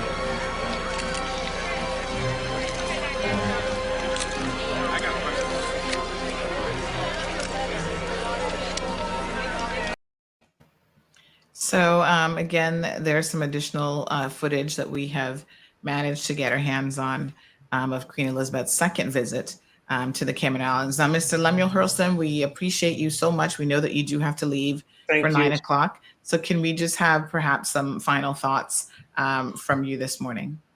Well, I think the whole morning has been very productive and helpful. Her Majesty had a real sense of purpose and duty. And she carried herself with great poise and grace, of course, as always. She's been a life of service and inspiration. And all of these accolades will be engraved in various forms throughout history because she is part of it. And we are the better served because she lived and gave us the examples to follow. Yes. Well, thank you so much, sir. Thank you for having me. We really appreciate it. Okay, dear. Thank you. All right. So again, thank you very, very much to Mr. Lemuel for joining us this morning. He is the Cayman Islands rep for the Commonwealth Society, and a wealth of information. Took some time out of his day. Miss Mary, the Honorable Miss Mary Lawrence will continue to be with us. Miss Anne and a few others. Miss Darlene joining us in the UK says that I see Dr. Hetley in the back as well. Claudia says I recognize most of the West Bay young girls. And Paul checking in with us from Bermuda saying that they had very minor damage from Hurricane Earl. So thank you so much. So Ms. Mary, I mean, what an amazing, just from that short video clip, we can see that Caymanians were obviously very excited to visit her back in the 90s. And, no doubt, Ms. Shauna talking about her preschool, lots of those Caymanians are still very much around now to continue to, reflect on their visit with her and the fact that they were able to actually see her in person. Yes, and I want you to note that children were involved. They were there, and they were standing in the side of the roads in groups. They were there in the many things that she did, like open the field, open of the north side, the Queen's Highway. Children were involved. Children were there. Children knew that the Queen had come to the Cayman Islands. It is sad that they don't know that she has died. Wow. That is how much our society has changed over the time. And I'm going to say this now, and it might sound like criticism, but yesterday I was on the road when the news came up that she had. So the first thing I did was turn on the radio. What a disappointment. What disappointment. Yes, that the Cayman radio paid for by the Cayman taxpayers did not pay the respect to her that they should have paid. I don't care if anybody likes me saying this or not, but when they did manage to shut down and they were going to play music, they said first till 3 o'clock, and then they said till 6. The music was not appropriate for the occasion. There is, I looked at what you just put out there. The message had gone out. Everybody should have been prepared that this was going to happen. If it didn't happen, that was God bless us all. But if it was going to happen, you should have been prepared. All newsrooms across the world was prepared. In Cayman, we were just business as usual. Let's put this ad outside in Burger King. Let's put this ad. It was really pathetic. It was really pathetic. And it was insulting, as far as I am concerned, to those of us who believe that there are protocols that should be observed, whether you like the monarchy or don't like the monarchy. That's immaterial. You are paid to do a job, and you do it because there are protocols to be observed. And those protocols were not observed yesterday on Radio Cayman. And I say that with a fair contradiction. I looked I actually flipped through radio stations to find one because, like I said, I was on the road that was carrying what was happening, that I could know what was happening, where the king was, the new king was, where what was the protocols that were being followed in London and other places. What did we do here? We had a speech by the governor and we had one by the premier, and they were very good speeches, but that is not where it should have begun and ended. When we did the Platinum Jubilee here, we should have had the minute of silence just like they had everywhere else in all the schools. None of these protocols have been observed in Cayman, and it makes us look bad because we might have 135 nationalities here, but we are Caymanians and we are British subjects until we pull that flag down. And I think it's time that our people learn, and especially our school children, they need to learn and understand about these things. And I blame the adults. I blame my generation and the generations who've come after me who have not done enough to understand that these things are so important in our history. You have to know who you are if you want to know where you come from, to know who you are and where you want to go. Well, Miss Mary, as you said, you speak without fear or contradiction this morning, because I tell you what, we saw it at the beginning of the show on 106 where Blake was saying the same thing. Blake Roger, he's the manager there over the DMS stations. DMS shut down all of their stations, the regular programming, and they had they were talking about the Queen for a good time, because I know that they shut down the stock exchange in London. Never mind, that should have given us a hint of what we should have done here. Yes, It wasn't absolutely. business as usual. Yeah. No, I completely agree with you, and I'm surprised. I don't often listen to Radio Cayman, but to be honest, I'm surprised to hear that they did not, do much of an acknowledgement. I really am surprised to hear that because I don't necessarily expect it of Compass Media, but I do definitely expect it of the government-owned radio station. So that's very shocking to me. Miss Lulu says, "Yes, ma'am. I agree with you wholeheartedly." Claudia says, "Amen, Miss Mary. I agree with your comments about the lack of recognition by the local radio stations." Richard says, "Preach it, Miss Mary." Sue agrees. She says, "Yes, very true. We watched it on the BBC News." James watching and joining us from Canada this morning. Good morning, James. Marcia says, "Well said, Miss Mary. I was thinking of the same thing. God bless you." Miss Lulu says, "I was also searching the radio station too and was very disappointed." Anthony is in agreement. Miss Debbie joins in. She says, "Preach it, Miss Mary." So Denver also agrees. He said, "Yes, Miss Mary, so true." And Live says, "Yes, the UK radio stations, or the radio stations in the UK, have changed their tune, and it will be so for the next 10 days, and not so much as an acknowledgement." Mr. Clint says, "I agree. We should have had a rolling broadcast ready to go. I remember for the Diamond Jubilee, we had a full protocol in play." That's So right, but I was in what charge. happened? Yeah, this is really, really sad. Jess Bodden says, "Thank you, Miss Mary, for your observations. You're so right. Thanks again." And Denver says that he was totally in shock, thanks to CMR, because we did go live. We were talking about it, obviously, on the morning program. And then as soon as we heard the announcement coming in, we did go live on this platform as well. So we do have a caller. We're actually going to give this caller a call back. I know they were trying to get on when Miss Maggie This number was on. does not subscribe to a voice mailbox service. Looks like they might be on a call. We'll see if we can get them back on the line as well. So 936 folks. Bobo, that's 936-2626. We've got Miss Mary Ebanks joining us from West Bay. Good morning to the beautiful Miss Mary. She says, "I agree, Miss Mary, and the upcoming children need to be taught in schools about our heritage." So again, Richard says, "Money is king in Cayman," and maybe that's why. I don't even know it was about the money, Richard. It seems like people just dropped the ball, like they were just clueless. Louis says, "I learned about it on CMR." Miss Sue says the children should be taught their heritage. Miss Lucille Forbes agrees, says, "I was shocked, but I kept my mouth shut and ashamed." Well, Miss Mary, the Honorable Miss Mary Lawrence is not keeping her mouth shut here today. She has said that she's very, very disappointed. Very, very sad. Well, I will tell you how much we are dropping the ball. I went to Tampa recently. And when I stepped on board Cayman Airways, if I hadn't seen the Sir Turtle, I would have thought I was on Air Cubana because there was lots of Spanish music playing. I'm coming back, and the same thing happens coming back from Tampa. This is the national airline with all the good singers and all the good bands we have in Cayman. Why are we playing Cuban music or Spanish music? Why aren't our people being welcomed with "Come Back to Cayman" and all those beautiful songs that we have out there?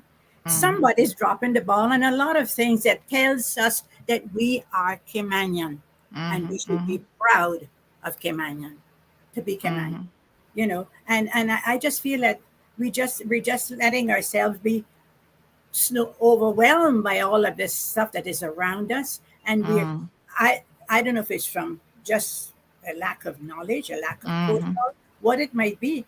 But, even the president of the United States, world heads across the world yesterday paused to say what they had to be said. Right. And the British Crown calling to drop the ball. And this is more and more I'm seeing this happen. This weekend, and this has nothing to do with Her Majesty, but this weekend marks the anniversary of the Ivan hurricane, the worst hurricane that ever hit the Cayman Islands. And I haven't heard anybody saying about it. I saw the Caymanian had a little front page thing about the Ivan thing. It is also the September 11th anniversary when the terrorism attack happened in New York City. These are major events that we should know about and we should be Mm-hmm. talking about. We should be thanking the good Lord today that we are standing on our feet and that we didn't have to bury a lot of people like it did in 1932, 75 years before, when whole families went to sea. Mm-hmm. We have so much to be thankful for in this country, and we don't pause and take time to do it. We just keep going, going, going.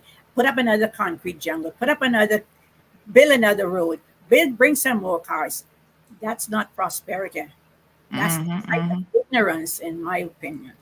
And I'm entitled to voice that. I've been here, of course, this world 82 years, and I'm entitled to my voice, and I don't let that be silent on any occasion. I think it's time that I appreciate what you do. They might not always like it, and you may not always get it right, and you may not always say it the way that somebody wanted to say it, but at least you do say it. And until we learn to raise our voices and get out there and say what has to be said, this country is going to slip further and further away from reality. And it's a very sad sad. fact. It's a sad Absolutely. indictment on us. You know, we lost two of our women icons in this community recently. One was Sybil McLaughlin, the national hero, and Mrs. Isla Conley. You know, these are people that our children should be learning about in school. Absolutely. Our children should know who the national heroes are. They should know their life stories. This should be a part of their reading exercise, but it is not. It is not. We are just pretending that we don't know who Kim Anion is. Miss Hornsby said if a notification from the Jamaican Observer on Facebook alerted her yesterday. I couldn't find anything on the radio stations here. Like I said, the DMS stations across their 4 stations did do a simulcast. Miss Sue says, yes, Sandy, you did come on CMR yesterday. Lulu says, thanks, Sandy. CMR really did good coverage. Anne says, thank you, Sandy. Again, we totally appreciate your dedication to getting all news to us, the people. Miss Ann Smith is agreeing, says, you're too right, Miss Mary. And Denver says, loss of pride and education. So a bit of a sad indictment on us folks that, you know, once again, we see how as a country, perhaps we have dropped the ball. Now, to the government's credit, this morning, there will be a 96 gun salute at 10 a.m., which we will carry here live on CMR as part of our coverage. So Clint says many people in our island don't even know the code name for the Queen's death, which was hashtag London Bridge is down. And again, Miss Sue agreeing. Miss Deborah says, good morning, all. I'd like to pay respects and share the condolences to the family of Her Majesty Queen Elizabeth II. She was an outstanding lady and queen, and yesterday, our principal in Kim Brack made the announcement of her passing on the intercom. He, Mr. Devin Bowen, asked all of us, staff and students, to stand and absorb a moment of silence to show our respects. I am the school librarian in Kim Brack. At all the schools, and all the students and I in the schools and school library stood for a moment of silence. So thank you, Ms. Deborah, for sharing that with us. It's so good to know that there was some degree of acknowledgement, even with in perhaps some of the school. Esley says, agree. As an expat, I was more aware of the protocol, and my daughter's school, which is a private school, after they learned about what happened, her teacher started to talk about the Queen and what she means for Caymanians and British people. And my daughter was saying that she was so sad about it. And even some of the kids cried. So some of the private schools doing their part. Haven't heard anything about government schools as yet. Moya says that they're trying to eradicate all Caymanian traditions. We're going through culture gentrification. Oh my goodness. Let's hope that that's not the case. Thank you, Deborah, saying that this was in the high schools. So folks, again, you know, this morning is in honor of Queen Elizabeth II, who did pass away yesterday afternoon, London time. It was still morning here in the Cayman Islands. We, of course, honor Her Majesty for all of her contributions. 70 years of service, the longest serving monarch, British monarch, and one of the longest serving actually in the entire world. She had quite an amazing life, and she has left behind quite an amazing legacy that I think anyone would say that those are pretty big shoes to have to fill. So we will continue our coverage this morning. If you'd like to call into the program, 936-2626 is the telephone number. You're free to call in. I wanted to share another snippet that we have that we obtained in terms of the protocols that are to follow. And then I do want to look at some of the things locally that we know might be in the plans and exactly what, what's going on. I'm surprised, obviously London Bridge is down. This has been set for many, many years. I know that Jamaica will take 12 days of observing the passage now of her as well. Although technically they're not an overseas territory, they're still considered part of the Commonwealth. And there's a few people in the community who've been circulating like jokes and memes and stuff. And I must tell you that I find these to be very, very distasteful and disrespectful at this particular time. It's just not the time or place for it to be joking about the passage of Her Majesty, who was very, very well revered and respected around the world. So here's another video snippet that we found, folks, that you might find interesting. Operation London Bridge, the plan that no one wants to talk about, the plan for what happens when the Queen dies. No matter how secretive Buckingham Palace may be about the plans that surround her death, everyone knows exactly what to do, and the plans, which were uncovered by The Guardian, are complex, intricate, and timed out to the exact minute. Phase 1, D-Day. According to The Guardian, on the day the Queen dies, Edward Young, the Queen's private secretary, will be the first official to convey the news, setting Operation London Bridge into full gear. And at the exact moment in which she passes, Prince Charles will become king, and Camilla will become queen-ish. We'll explain that a bit later. On a secure line, Young will directly inform the British Prime Minister that London Bridge is down, and the news of her death will be distributed to various heads of state before it is disclosed to the general public. Once the Prime Minister is alerted, the Foreign Office's Global Response Centre will alert the 15 governments where the Queen is still considered the head of state. From there, the 37 nations where she still serves as a political figurehead will also be informed. After this, the announcement of her death will be shared with both the UK's Press Association and the rest of the media outlets across the globe. Outside the palace, the news crews will be able to assemble in a predetermined area next to the Canada Gate. The same message will appear on the palace's website on a dark background. All the flags at the palace will be lowered and bells will toll. Both houses of Parliament are expected to gather within hours of her death. And on the evening of his mother's death, Charles will make his first address to the public as king. Now, all of this is assuming that she dies in London. If that's not the case, here's how things will play out. Scenario 1. If the Queen dies abroad, the royal equivalent of Air Force One will fly a coffin to the location of her death, accompanied by the royal undertakers, and return the Queen's body to London. Scenario 2. If the Queen dies at her Sandringham estate in Norfolk, her body will return to London by car a few days after she passes. Scenario 3. The most intricate scenario of all is if the Queen passes while at the Balmoral Castle in Scotland, where she spends 3 months a year. Scottish rituals will play out before her body returns to London. Phase 2, D-Day +1. Flags will be raised the morning after her death, and at 11 a.m., Charles, the eldest male descendant of Queen Elizabeth, will be proclaimed king. At this point, Charles has waited longer than anyone else in history to assume the throne. Phase 3, D+1 through 12. Following the first 24 hours after her death, Great Britain will enter a 12-day mourning period, culminating with the Queen's funeral. King Charles will tour the country, stopping in Edinburgh, Belfast, and Cardiff, to appear at services to honour his mother. During this time, he will also meet with various elected leaders. D+1, Westminster Hall will be closed for cleaning. Elaborate and lavish funeral preparations will begin. D+4, the coffin will be moved to Westminster Hall during a procession that is expected to take place throughout London. When the coffin arrives, Big Ben will chime. Her body will then lie in state for 4 days. The Queen's orb, scepter, and the imperial crown will be placed on her coffin, and visitors will be allowed to pay their respects for 23 hours a day. D+9, In the early hours of the morning, the jewels will be cleaned before the funeral begins. Daily life will come to a halt in London. Businesses and stores will be closed. Big Ben will toll at 9 a.m. on the dot, and the bell's hammer will be covered with leather so that the bell rings in muffled tones throughout the remainder of the day. D+12. Her coffin will then be moved into Westminster Abbey, and the funeral will begin by 11 a.m. While the media will be allowed to film the services, the faces of the royals will not be shown during prayers. After the funeral, the same carriage that carried her father will return her body to her final resting place at Windsor Castle.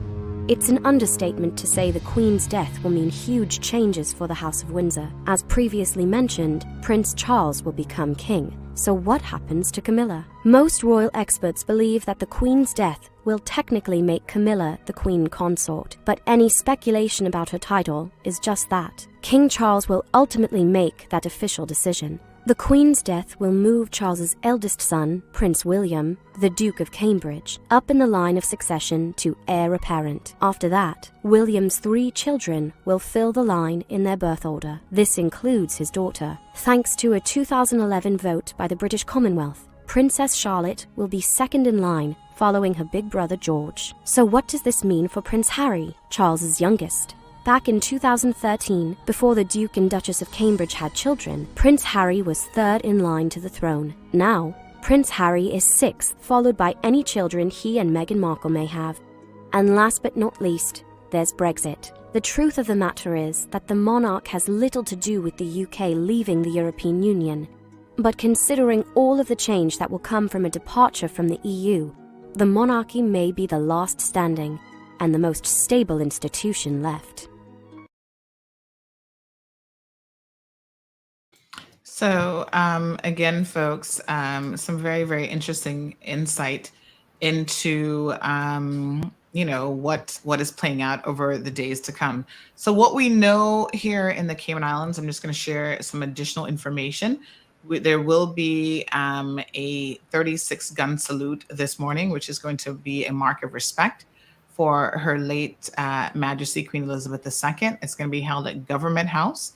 And they will do 1 round will be fired every 10 seconds with the number of rounds fired to match her age. In attendance will be His Excellency the Governor, the Premier, the Chief Justice, the Speaker of Parliament, members of Cabinet, parliamentary secretaries, members of the opposition, chief officers, and the heads of statutory authorities and government-owned companies. So Cayman Mall Road will have a representative there who will be bringing in the live stream to us so that we can, ensure that we give you live coverage as well.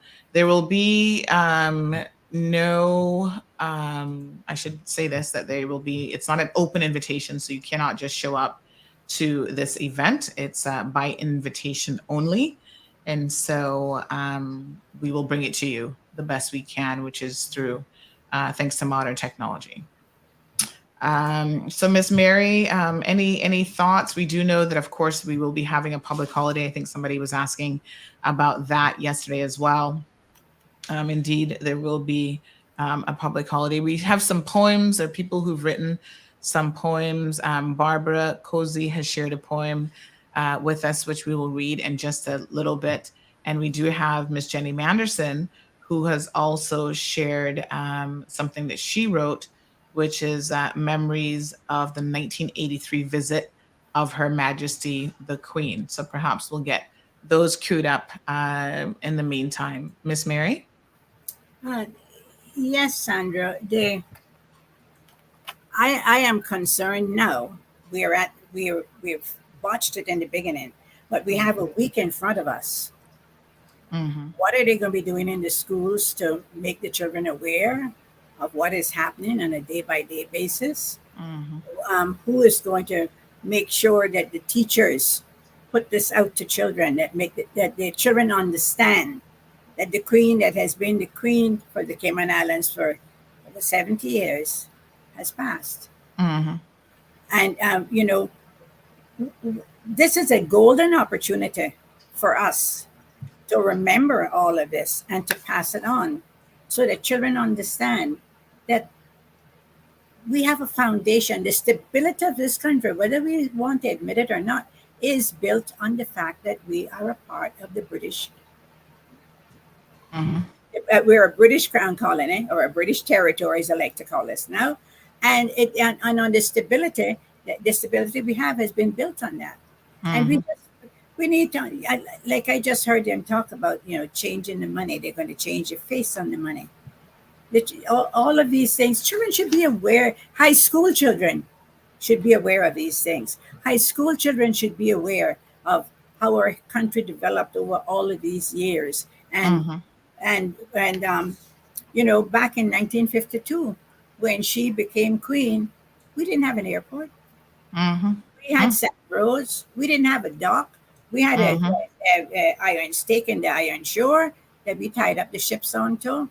We didn't have the parliament, the legislative assembly. We didn't have any of the development. We didn't have courthouses. We didn't have any of this development that we have today that has followed in a very short period of time. And sometimes I think we like to take all the credit for ourselves. But the fact, and of course, there are people who come here who are quite willing to tell us, oh, we brought up this. No, they didn't. They came to enjoy it. Everybody who's in this country came to enjoy what is here.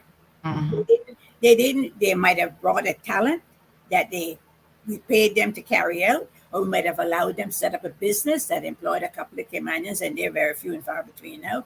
But all of what is here, the foundation was laid, and the people of the Cayman Islands built it, and now we're just letting it slide. No, the children don't know. The children growing up today, the young people growing up today, and the generation before them, I'm afraid their parents don't seem to understand how this country developed. Don't have any history books to tell how it developed. We don't. The people they used to pass the stories on.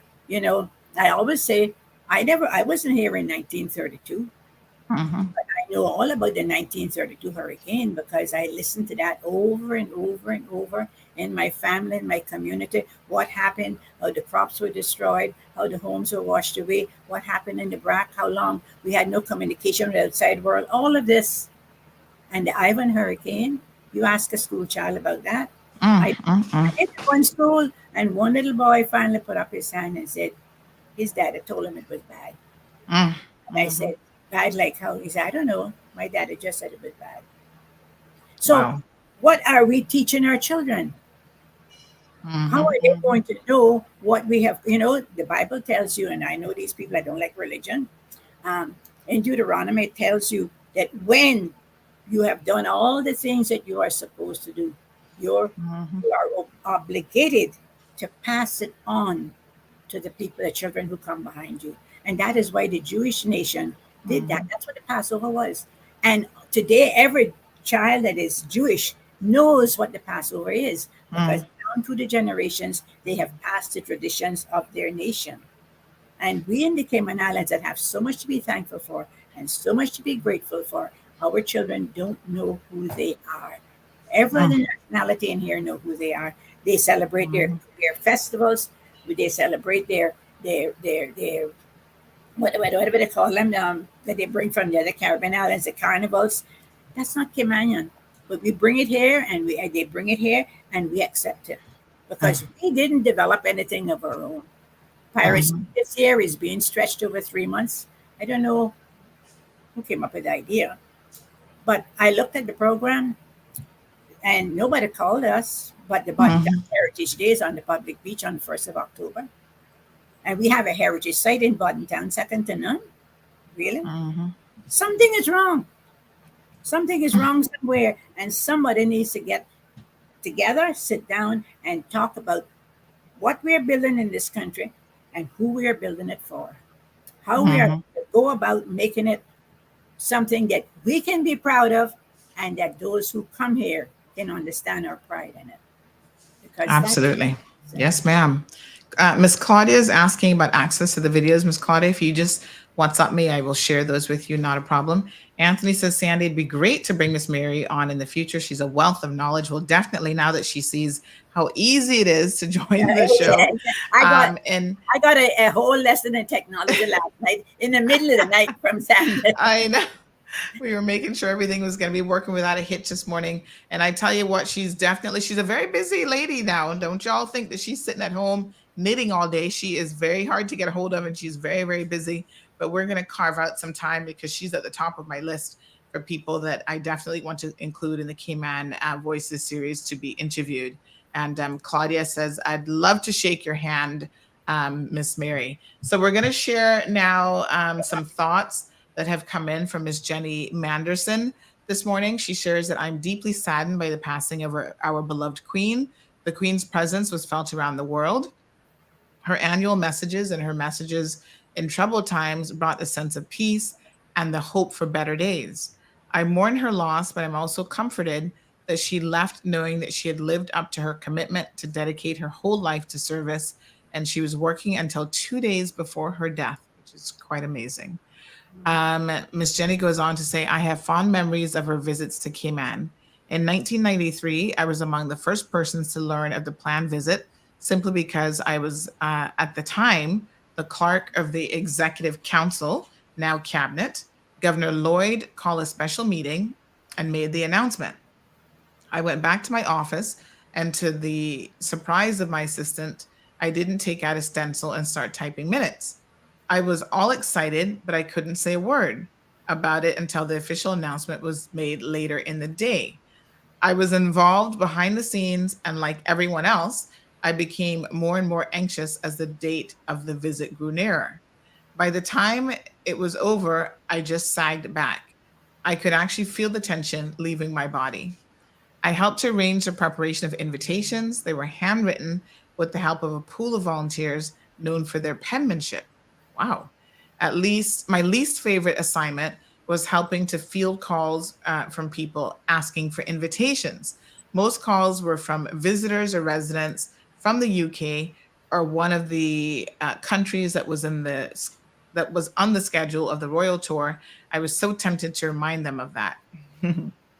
If I recall correctly, once an invitation was accepted, it was followed by additional information and protocol requirements. This started another round of phone calls asking for clarification or advice, and everyone wanted to get it just right.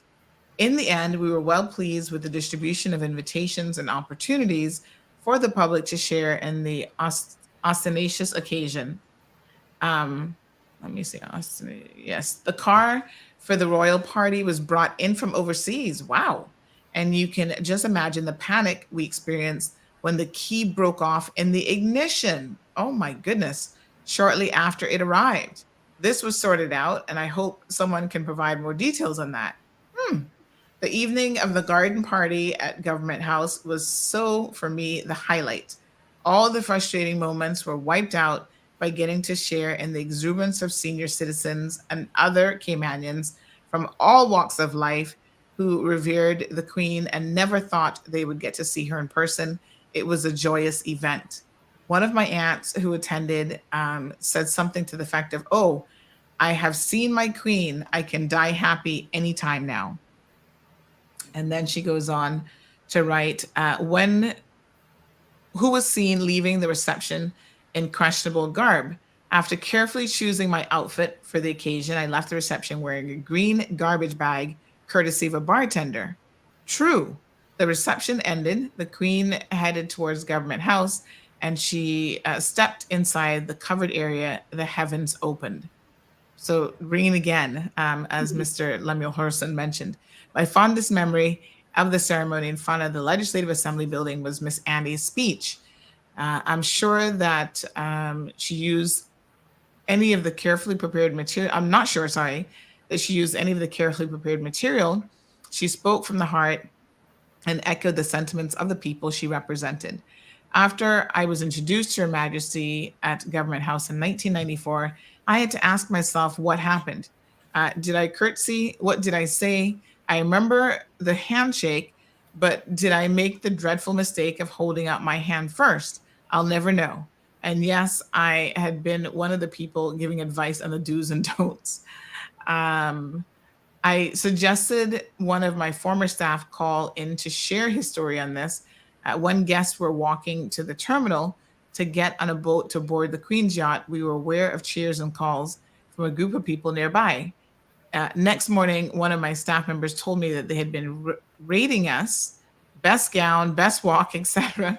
And I like to remember that as a reflection of the community spirit in those days and how they shared other people's happiness and the simple things that people found pleasure in. So again, thank you so much to Miss Jenny Manderson, who shared some thoughts on the Queen's passing and, of course, the memories from the 1994 visit, which, as she indicated, she was a part of.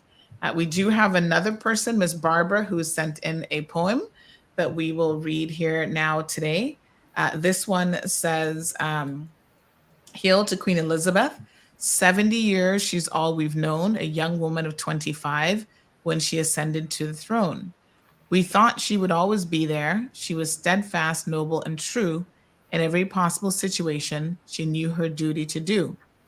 She cherished her beloved Philip. Her family was paramount. Her corgis were her joy. Yes, all God's creatures count. All hail Queen Elizabeth II, a model for the world to see, and every girl and woman knew the possibilities they could be. Her legacy will live on. She will never be equaled. She was not just Britain's queen. She was queen to the world as well. And this is in honor of the Queen from an American girl, Barbara Cozy, who sent that to us by email yesterday. So thank you guys so much for those contributions. Miss Mary, you're getting some love this morning from Anne. She doesn't have anything else to do today. I want to read the letter that the Queen Secretary sent to Miss Annie after her speech. Miss Annie didn't read any speech. She got up and said what she wanted to say. She did that all the time. Dear Miss Bodden, the speech you made yesterday outside the Legislative Assembly touched the Queen deeply. It is not often that a citizen has the chance to proclaim her loyalty as you did. The fact that you were speaking on behalf of all Caymanians made your sentiments all the more moving. The gift you presented will be valued by the Queen, both for itself and for the memories it will awaken.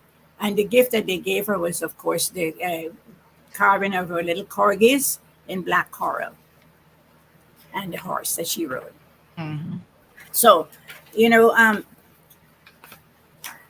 her speeches over the years, I think, was I always like to listen to them. The one she made when COVID took England by storm and took the whole world by storm, and she got up there and she says, "We will be together again." To bring hope to the people that were listening, that people that were scared. We were all petrified. We had, before they even thought about getting a vaccine, everybody was petrified about what was going to happen to the world with this scourge that we had all across the globe. And she got out there with her words of comfort and just sort of put it all in perspective for us. And I have always appreciated her speeches. And I'm going to quote from this one. This was the one on her 91st birthday. I invite you to join me in reflecting on the words of a poem quoted by my father, King George VI, in his Christmas Day broadcast in 1939, the year that this country went to war for the second time in a quarter of a century. And it was said then that she was the one who actually asked her father to include this poem in the speech. I said to the man who stood at the gate of the air, "Give me a light that I may tread safely into the unknown." And he replied, "Go out into the darkness and put your hand into the hand of God. That shall be to you better than light and safer than a known way." End of quote. And that was something she actually lived by. She kept an open Bible in her office at all times. And she was very, very fervent in her prayers. It was such a part of her life. And she chided England here some years ago in her Commonwealth Day speech, when she said that was one of the things that was causing problems in England, the fact that they had put their faith outside the door and were trying to live without having God in their lives. And I just think that so much of what this one is, this book, and I have so many of them, is called The Servant Queen and the King She Served, and it was just talking about her religious affiliation with the church and and in her own life. And I just think that so much of this could be brought to the people, brought forward. We need to have these things. We should have a permanent display on the Ivan Hurricane, a permanent display someplace. So why don't we have it? We have a museum that's got a lot of plastic things in it, but why don't we have a permanent display on the Ivan Hurricane? All the books that were written, all the pictures that were taken, all the videos that were done. How come we can't walk into a room and it's all there for us to see and remember? We need to start thinking about how we are going to preserve the history of this country. And it's not by ignoring us up here and putting down. Because all of us are getting older now. When I started that place 20 years ago, I was 62. So, you know, all the people that are there with me are now 80 plus, or in there coming up to their 80s. And what are we doing to preserve it? What is government's role in all of this? We have a department of culture and history and whatever else they call it. I don't know, but we need to get out there where the people are and get these things done. Get into the communities and get them done, and stop talking about it, and stop getting advice from people on how to get it done. There's only one way to do it, and that's do it. Yes. You know,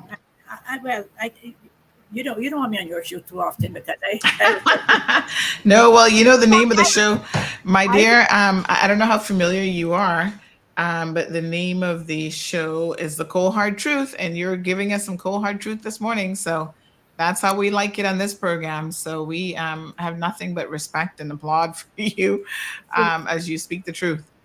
Absolutely. When you want to preserve your history, you tell it to children. You tell it to the children. You involve children in it. We do a National Heroes Day every year, and you go there and count how many children are involved. You go to the schools and ask those children who the national heroes are and to tell us their life stories. You know, we have the Queen's Birthday Parade. We got the Scouts and we got the brigades and we and the all the different uniform branches. But what about the schools? Why isn't there a contingent from the schools marching in that parade? When I did the Diamond Jubilee, we had 500 school children marching in the parade carrying the British flag. You know, you have to put it, you have to do it, you have to make it real. You have to make it real. And that is why I think they were caught flat-footed yesterday, because no one thought very much about it. Oh, if the Queen is dying, so what? You know, and that's not good enough. That's not good enough. It's beyond the fact that she was Queen Elizabeth II of the Commonwealth and the overseas territories and everything else. She was a highly respected woman, lauded throughout the world by governments, led by men, led by cabinets, led by tribes, led by everybody. She was lauded throughout the world for her dignity, her respect, and her ability to always be the Queen. And we have lost that. And you know, the only person that she has ever bowed to, and this was something I was listening to on the news this morning, the only person that she has ever bowed to would have been, and she was under some degree of public pressure, her response to Princess Diana when her castle was passing, her castle was passing. The castle that she actually bowed to her, and that's the only time she's bowed to anybody else, because she was the woman that everyone bowed to. So again, condolence books will be open to the community to sign beginning today, Friday, September the 9th, and can be found at the Government Administration Building in Grand Cayman and the District Administration Building in Cayman Brac. Floral tributes can be left on the steps of the Government Administration Building and at the front gates of the Government House. So our videographer, Gene, is on his way to the Government House now. He should be there shortly, as we're expecting a 96 gun salute to be taking place. And of course, the day of Her Majesty's state funeral will be declared a public holiday We don't have the details of that exact date as yet. So let's go ahead and take a bit of a news break. Let's get caught up with news before we go to the salute. So here's Kevin Watler with today's news headlines.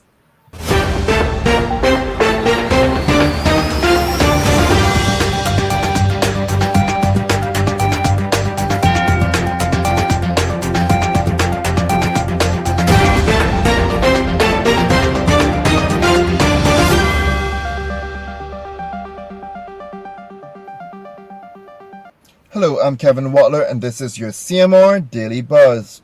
Queen Elizabeth II's eldest son, 73-year-old Prince Charles, the former Prince of Wales, immediately became King of Britain, the Cayman Islands, and the rest of the Commonwealth following her death. Charles is the longest-serving heir in British history and will lead the country in mourning as the new king and head of state for 14 Commonwealth realms. According to the rules of British monarchy, a new sovereign succeeds to the throne as soon as his or her predecessor dies. Meanwhile, Governor of the Cayman Islands, His Excellency Martin Roper, Premier the Honourable Wayne Panton, and Opposition Leader the Honourable Roy MacTaggart has expressed profound sadness at the passing of Queen Elizabeth II. As a mark of respect, all flags will be half flown at half-mast until further notice. We now hear from the Governor, Premier, and Opposition Leader. It is with profound sadness that we have learnt of the passing of Her Majesty the Queen on the afternoon of 8 September at Balmoral. The death of our much-loved and longest-serving monarch will, I know, be terribly sad news for people across our 3 islands of Grand Cayman, Cayman Brac, and Little Cayman, as well as across the entire world. Her Majesty the Queen served the United Kingdom, Commonwealth, realms, and overseas territories with quiet dignity and powerful diplomacy for over 70 years. She has been an inspirational role model and given outstanding service throughout our lives. She's the only monarch very many of us have ever known. Her loss will be keenly felt. She is unlike any other monarch in history. I know from my 4 years as your governor just how much affection and respect there is for Her Majesty on our islands. Her 2 visits here in 1983 and 1994 are warmly remembered today by so many. We were able to celebrate Her Majesty's Platinum Jubilee this year with an extraordinarily wide variety of events across our 3 islands, reflecting the depth of feeling towards Her Majesty. I had the pleasure of meeting Her Majesty 3 times during my career, including at Windsor Castle on taking up my role as Governor of the Cayman Islands. Her Majesty vividly recalled details of her visits here. Many of you will have your own personal recollections of royal moments in your lives, whether it was watching her coronation, meeting her, or celebrating her visits to Cayman or elsewhere. The King and the Queen Consort will remain at Balmoral this evening and will return to London tomorrow. Her Majesty was a symbol of stability and permanence for over 7 decades. She exemplified outstanding public duty. I know the thoughts and prayers of all of us in the Cayman Islands are with members of the royal family at this difficult and sad time. Good day. I come to you today with a heavy heart, having learned of the passing of Her Majesty, our Queen Elizabeth II, at Balmoral Castle on the 8th of September, 2022. When she became Queen at the tender age of 25 in 1952, Europe was rebuilding and the world was still in the mend from the wounds of World War II. She acceded to the throne at the death of her father, King George VI, on the 6th of February that year, and solemnly accepted and carried out her duties with rare humility, faithfulness, and dignity. To mark her 70th year of reign on her Platinum Jubilee, the Parliament of the Cayman Islands held a special session giving verbal flowers and accolades to the Queen on the 6th of February 2022. Today, we remember her fondly as we mourn her passing. She left us with a legacy of reaching out to her subjects in the United Kingdom and abroad. being seen as a real person who ensured that the monarchy was able to quietly adapt to changes in society and keep a sharp focus on the Commonwealth. She was a defender of the faith and a stalwart wife, mother, grandmother, and great-grandmother. As our head of state, our loyalty to the British Crown was strongest and most heartfelt under her reign. We remain loyal to the British Crown, but it has definitely lost one of its most precious jewels. Through her dedication and unwavering strength, she proved herself to be royalty in every respect. There will never be another like her. We had the pleasure of her company when she visited the Cayman Islands not once, but twice before her passing. On her first visit here in 1983, she delivered the throne speech, toured Grand Cayman with Prince Philip of blessed memory, and officially opened the Queen's Highway, which connects East End to North Side. A monument still stands alongside the highway, memorializing that auspicious occasion. She and Prince Philip returned to our shores in 1994 aboard the Royal Yacht Britannia as part of an 8-country Caribbean tour. This time around, she knighted former Financial Secretary Sir Vassal Johnson, who left this earthly realm in 2008, for his role in modernizing the laws of the Cayman Islands, which led to our enviable position as a global financial center. She also opened the Ed Bush Sports Complex in West Bay and the Queen Elizabeth II Botanic Park off Frankstown Road. Both times she was gracious to the Caymanian people, and those who met and interacted with her have cherished memories to share. Those who have gone on to their own heavenly reward often talk fondly of her kindness, warmth, and love for the people of the Cayman Islands. I think I can safely say that all of us in the Cayman Islands who feel strong ties to the British Crown mourn this sad occasion. We have lost a great lady. Taking her place on the throne is her son, King Charles, the former Prince of Wales, who last visited the Cayman Islands in 2019. God save the King. I, on behalf of the Cayman Islands, join others from around the world in offering our condolences to the royal family. It is our prayer that God grants them the peace and grace to get through this difficult time. May God be with and comfort all of us. It is with great sadness and sorrow that we learned this afternoon of the death of Her Majesty Queen Elizabeth II. The Queen will be remembered for her dignity, wisdom, and compassion. Over the 70 years of her reign, she has been a constant reflection of all that makes Great Britain great. Indeed, over those 70 years, she has seen much change across the world. Here at home too, the Cayman Islands has seen tremendous growth and change during her reign. Her Majesty granted us our coat of arms in 1958 and our first written constitution in 1959. We fondly recall her visits here in 1983 and 1994, and she will be remembered and beloved by Caymanians for many years to come. On behalf of the opposition, the entire Progressives family, and indeed the Caymanian people, I offer condolences to the family of Her Majesty Queen Elizabeth II on her passing. I also offer condolences to the people of the United Kingdom. May her soul rest in eternal peace.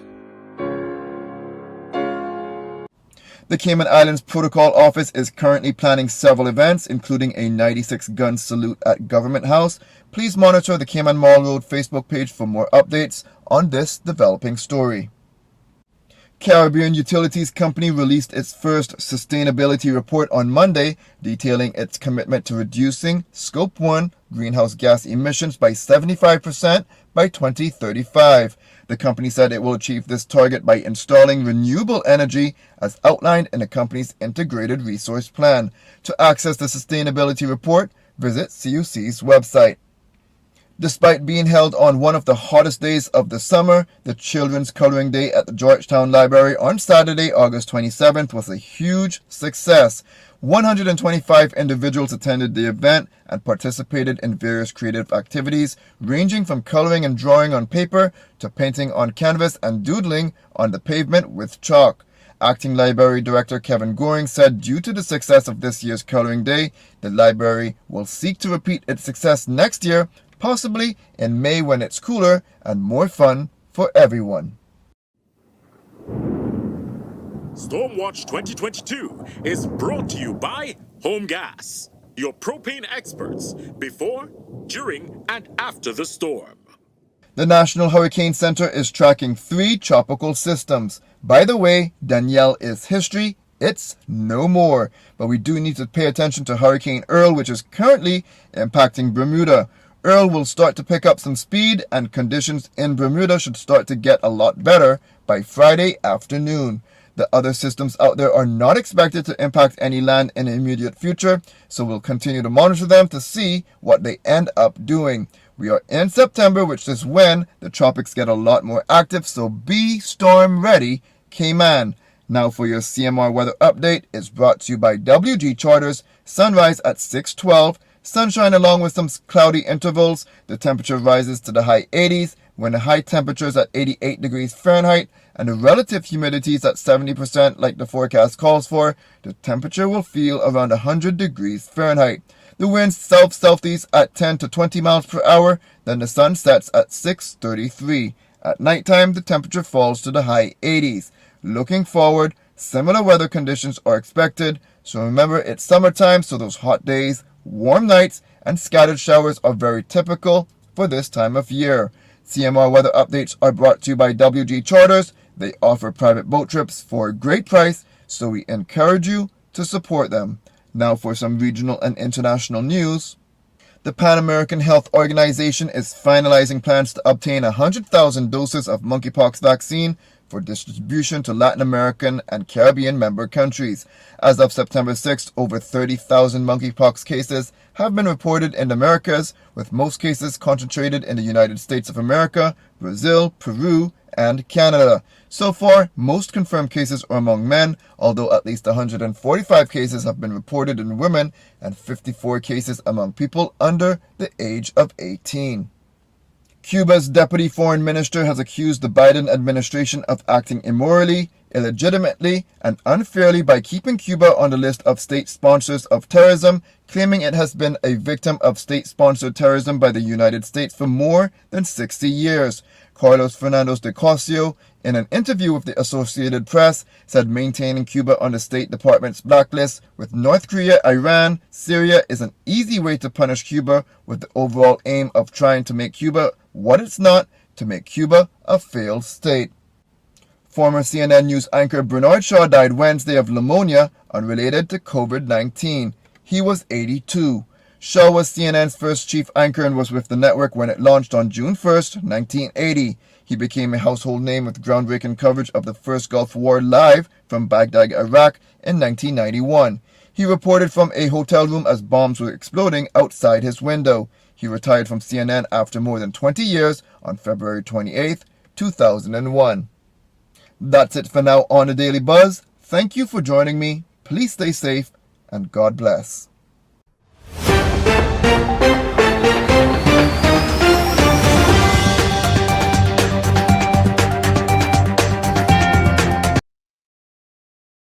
All right, folks, welcome back to the program this morning. We're going to go ahead and join Jean now, who is at the Government House, bringing us a live stream for the 36th gun salute that is happening there this morning. So thank you so much, Jean, for this.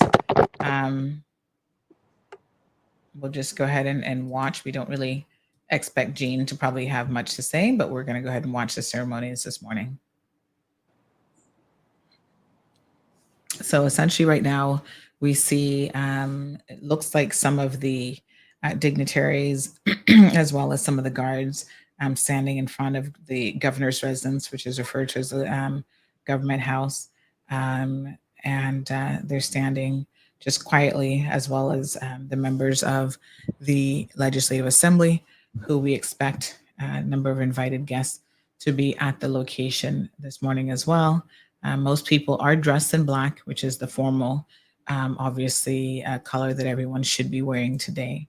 And as you can see, both Miss Mary and I also dressed in black. Miss Mary has on her pearls, and I have on my little string of pearls too, because this is the somber occasion when you've got to dress the part, and this is respect for a lady who has certainly earned it during her 36 years of life.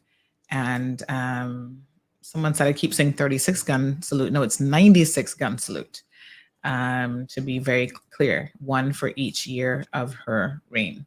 So we know that this morning in attendance, this is Excellency the Governor, the Premier, the Chief Justice, the Speaker of Parliament, members of Cabinet, parliamentary secretaries, members of the opposition, chief officers, and the heads of statutory authorities and government-owned companies. So they're all there, and we will just continue to watch as this plays out. Miss Mary, any observations as we're watching this ceremony this morning? Oh, sorry, I've muted you. Hold on one second. Let me just unmute you. There you go. Well, I'm glad to see that they're doing this. And again, there's all the officials are there, but I don't see any children and I don't see any young people. Yes. Well, And this one, I think this one was a sort of a closed ceremony in the sense that they didn't really open it up. But they should have had a delegation from each one of the high schools, even if it was only 2 students, because children are in school, they're not going to see this. Mm-hmm. It has no meaning for them. But if they had a couple of children, I appreciate what Kim and Brack School did yesterday. Mm-hmm. That's what they should have done. Mm-hmm. And I appreciate whoever organized that and got it going and made the children aware of the somberness of this occasion. Mm-hmm. Children, you don't have to have children stand where the adults are standing because the booms are going to be big enough anyway.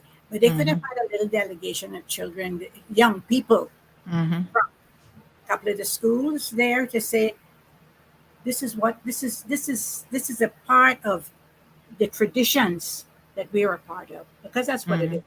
This is a tradition in England. It is being carried out there, and it is being carried out here. Let's make it real for young people, and let's make it Okay, real. so the 96 gun salute, folks, has begun. Yes. That was the first one, 10 seconds between each one.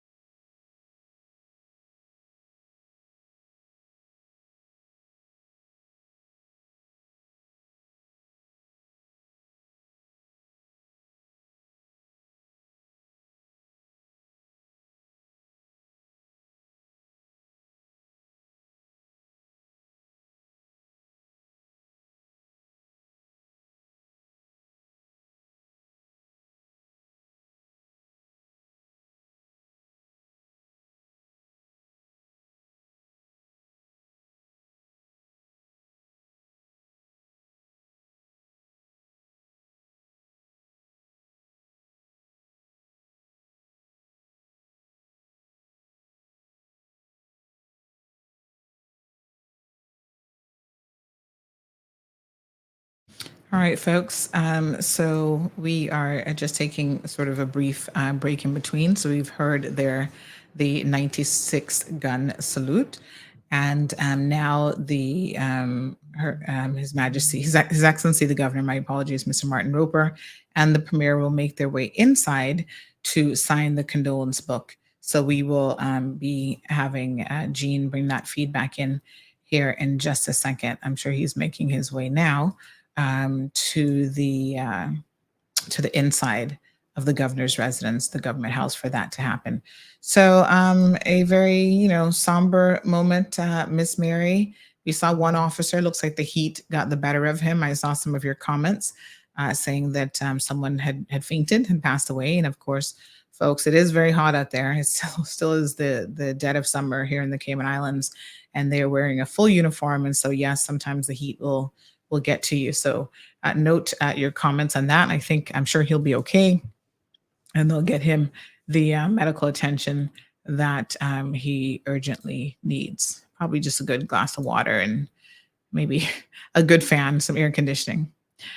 Carlos says they're used to the AC in those cars too much. Listen, when you have on, you don't know how much the uniform really attracts heat, and you've got on a full uniform standing in that, sort of late morning heat. It can probably happen to the best of us, whether you're used to air conditioning or not. And of course, it's also a stressful occasion. People do get stressed out when they have to participate in these sort of formal events. So don't be too harsh in your comments. Miss Mary, any thoughts on what we've just observed just now?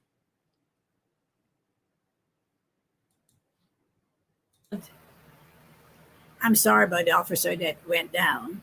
We live in the tropics, and there's extreme heat, and some of us can take it and some of us can't. We're not sure what his health situation might have been, and that might have been the cause of it all. Mm-hmm. But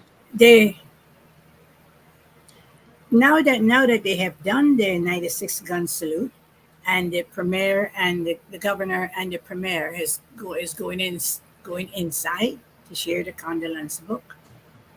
They were inviting the public to come to Government House to sign the condolence book. Are they going to go inside to sign it too? Where is the book going to be? I mean, I can see the Government Administration building that you can be going to the lobby there maybe. But are they the only two books that they're going to put out for people to sign at the Government House and at the... Well, we know that there will be at the Government Administration building, they're allowing people to lay flowers, and there's also going to be a condolence book there, as well as in Cayman Brac. They've not specified any other locations at this time. So as far as we know, officially, those are the locations that have been announced so far. So again, condolence books will be open to the community to sign beginning today, and can be found at the Government Administration Building in Grand Cayman and the District Administration Building in Cayman Brac. Floral tributes can be left at the steps of the Government Administration Building and the front gates of Government House. Mm-hmm. So that's the official information that we have.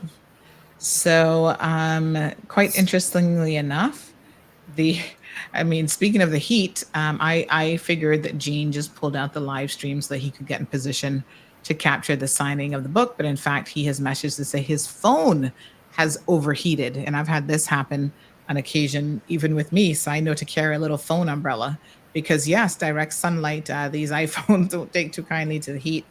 So his phone actually overheated. So it looks like he's back in. So let's go ahead and grab this feed again. Hopefully he's going to have a little bit of shade over the phone now as much as possible. So we see already people are laying wreaths and flowers. So there we go. The Premier has just done so. The Honorable Wayne Panton with his wife, Miss Jane, by his side.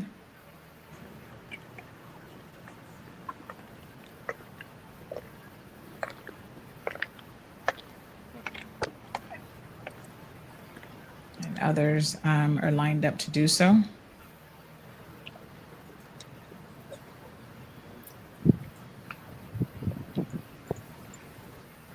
There are other people gathered outside the gate, apparently, that are not part of the official group.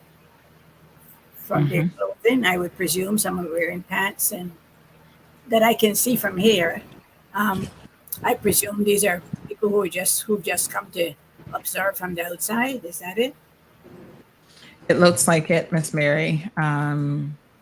So, a lot of people will want to, of course, extend their condolences, even if they were not officially invited to the event. So, the press got a pass. A lot of press people are obviously there covering the event. And then, of course, here comes the Speaker of the House, the Honorable McKeeva Bush, and he is now laying his wreath there at the government house as well.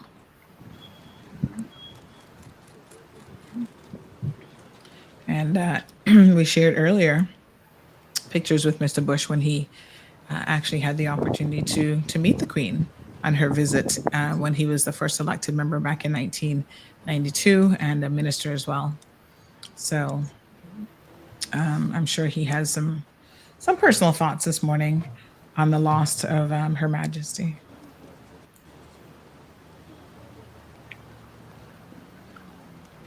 Well, I think somebody. Why is that Barbara wearing white? Did she not get the memo about wearing black? Oh my goodness. So the proper protocol, even in the UK, we saw that earlier as part of London Bridge, has fallen. You're supposed to wear. Even the newscasters knew that they were to change in black, and so I'm a bit surprised to see. It looks like opposition member Miss Barbara is dressed in all white, which is a little bit unusual. Well, you never wear white with the Queen, and you never wear black. When she's alive, if she comes to visit, you don't wear black. You wear another color. Because black is the mourning color, the official mourning color. Right. And we are in mourning now. There's Miss Heather. We can see Miss Heather, and that looks like potentially Juliana O'Connor-Conley. Couldn't get a full view, but there is the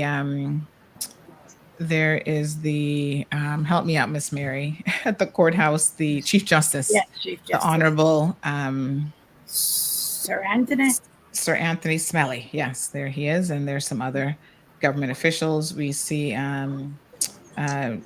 BT. I can't remember whether it's West or where, but Mr. Dwayne Seymour. Honorable. To see him. I don't see him very often. Yes, the Honorable Chris Saunders with speaking with the Honorable Kenneth Bryan. Just trying to identify some of these other people. Next to him is the Honorable J. Ebanks from North Side. So we do see a number of government officials and representatives here. Ms. Heather looks lovely, as well as the Honorable Sabrina Turner, both wearing some hats this morning. And just trying to see who else I can identify. Any members of the opposition other than, I think that was Miss Barbara.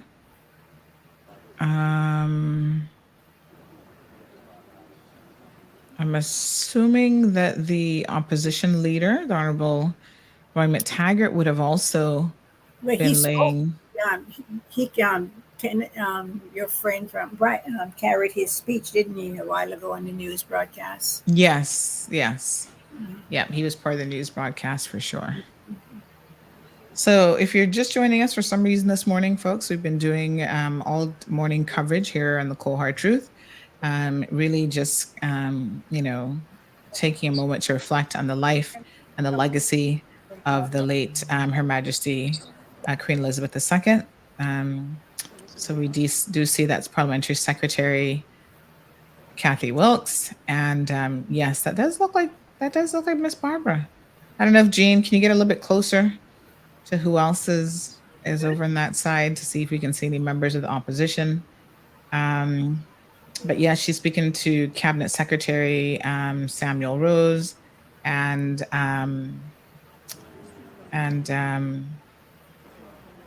Mr. Bush, Mr. Eric Bush. I think he's chief officer. So Jean, let's make your way inside. I think they're going to be going to sign the condolence book. If you can see the the Okay, will premier. do. Okay. Okay, just gonna grab my bag.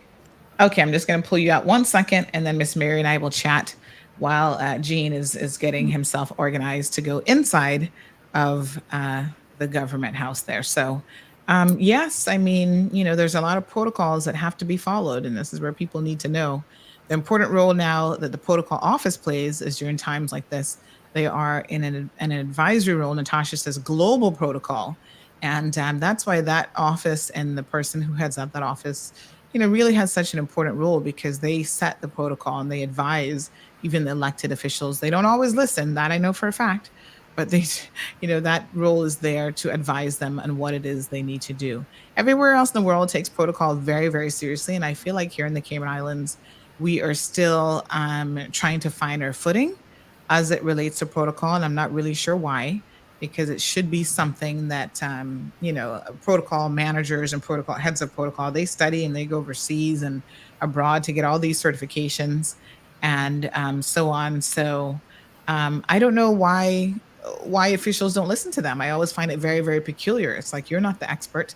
You've hired the expert to be in that role. And so you should take their advice. Yeah. Well, this is something that we have neglected in all its various forms here. And it is something that people did inherently before. Older people knew how to behave in certain instances. They knew how to dress. They knew what to do. It just came naturally to them. But for some reason or other, now we have to be taught this, like they've been teaching us mankind. We have to be taught these things, but we don't listen. We don't do it the right way. And they talk about the United States, and of course they broke away from Britain many years ago, but they still follow a lot of the protocols. You look at the procession when the president is going to speak, to give the State of the Union speech, and all the military is lined up behind with all the pomp and ceremony, and they're playing Hail to the Chief, and everything is in sync, and for some reason or other, we think that this belittles us to do these things or something. We don't seem to understand that it gives us a certain presence that we need to keep and maintain. Absolutely. Sherry Ann is asking, why did they not have this event at the government building for the islands? And Selvin says, Sherry Ann, protocol dictates that be done at the Queen's symbol of representative. So that sounds about right. So people are making remarks about, somebody said on WhatsApp that they can't believe Miss Barbara is wearing a red handbag and a white dress. Did she not get the memo? I guess not. So Jess also says white dress and red handbag and red shoes. Well, what happened there? Your guess is as good as mine. One person says protocol needs to be taught too. We have abandoned standards. I'm not sure that some of these persons have had any standards, but they also do not seem willing to learn from the protocol chiefs and the protocol heads. Another person says, why is Miss Barbara wearing full white with a red handbag? Good Lord. That's what another person has made the observation. Barbara Conley should be removed for not following proper dress protocol. I mean, she does stand out because pretty much everybody else is in dark colors and is wearing black. So we see now the signing of the condolence book. It looks like the Honorable Premier is allowing his lovely wife, Miss Jean, to sign first. I'm not sure if he actually signed already. He may have signed because we're just getting in there now. So we're just having a look. But it looks like he's just watching as she is entering her messages of condolence. So Jean, see if we can get a little bit closer. I don't know if we can sneak in there a little bit. We always have to be respectful of the space because I'm sure there's tons of media in that same area as well. But just getting a nice look here of the condolence table that is set up there and the condolence book. It has a picture of the Queen on it. Yes. It looks like they have her picture. Yes. With a sash. She's wearing a sash. Yes. A blue sash. Yes, beautiful. And again, this is happening at the government house, as it's referred to, or the governor's residence, because he does reside there as well. And lots of formal events and functions happen at this government house on the lawn. Few events will take you inside. Sometimes they're on the back patio. There is sort of a patio reception area that he often entertains NPOs and government officials and others there. We see the police, obviously the Royal Cayman Islands Police Service, playing a pivotal role in today's ceremonies as well, dressed in their finest. That's a long message she's writing. Yes, seems like seems like Miss Jean has a lot to say in the condolence book. So why not? Well, so just some other comments. Miss Omiria also says from yesterday, they said everyone was wearing black. I'm baffled by Barbara's all white and red handbag. She's some piece, says Miss Omiria. I didn't know you could spell that. Well, that's one way to, that's definitely Miss Mary, that is definitely one way to spell it. She's some piece. So Sherry Ann says dress code is really bad. Lord help our people, no respect, prayers for our people. So it looks like the Premier would have signed already because he has moved on now with Miss Jean. And then up next we have, I'm trying to identify who that is. Do we have any idea who that is? I can't see his face. I can only see. Yes.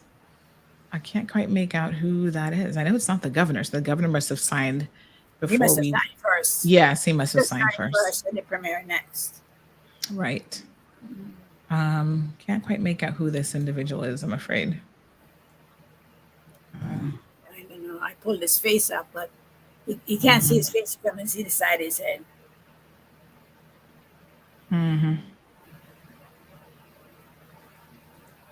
They're all writing messages, though, not just signing it. It appears to be. Looks like they're all writing messages, not just signing the book.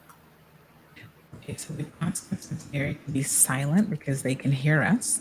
So, Can? Okay. Yeah, let's give them a second here.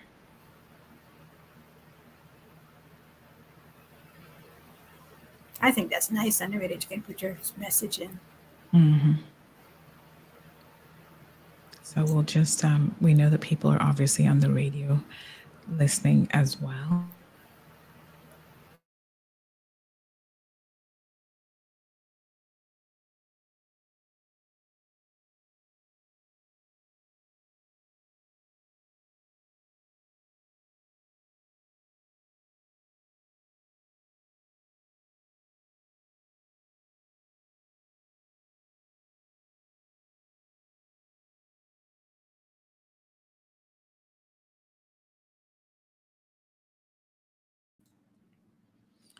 So again, folks, I'm speaking to the radio audience because they can hear me separately, but don't want to be rude in any way. So for everybody else, just hang tight while we're watching this ceremony.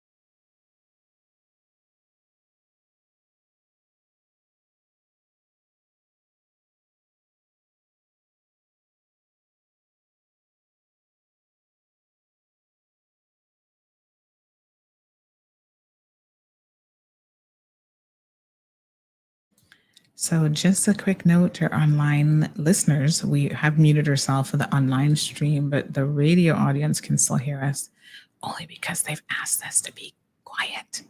So that's why we've muted herself. So we'll be unmuted in just a little bit. But this is the Honorable Makiva Bush, who's now signing.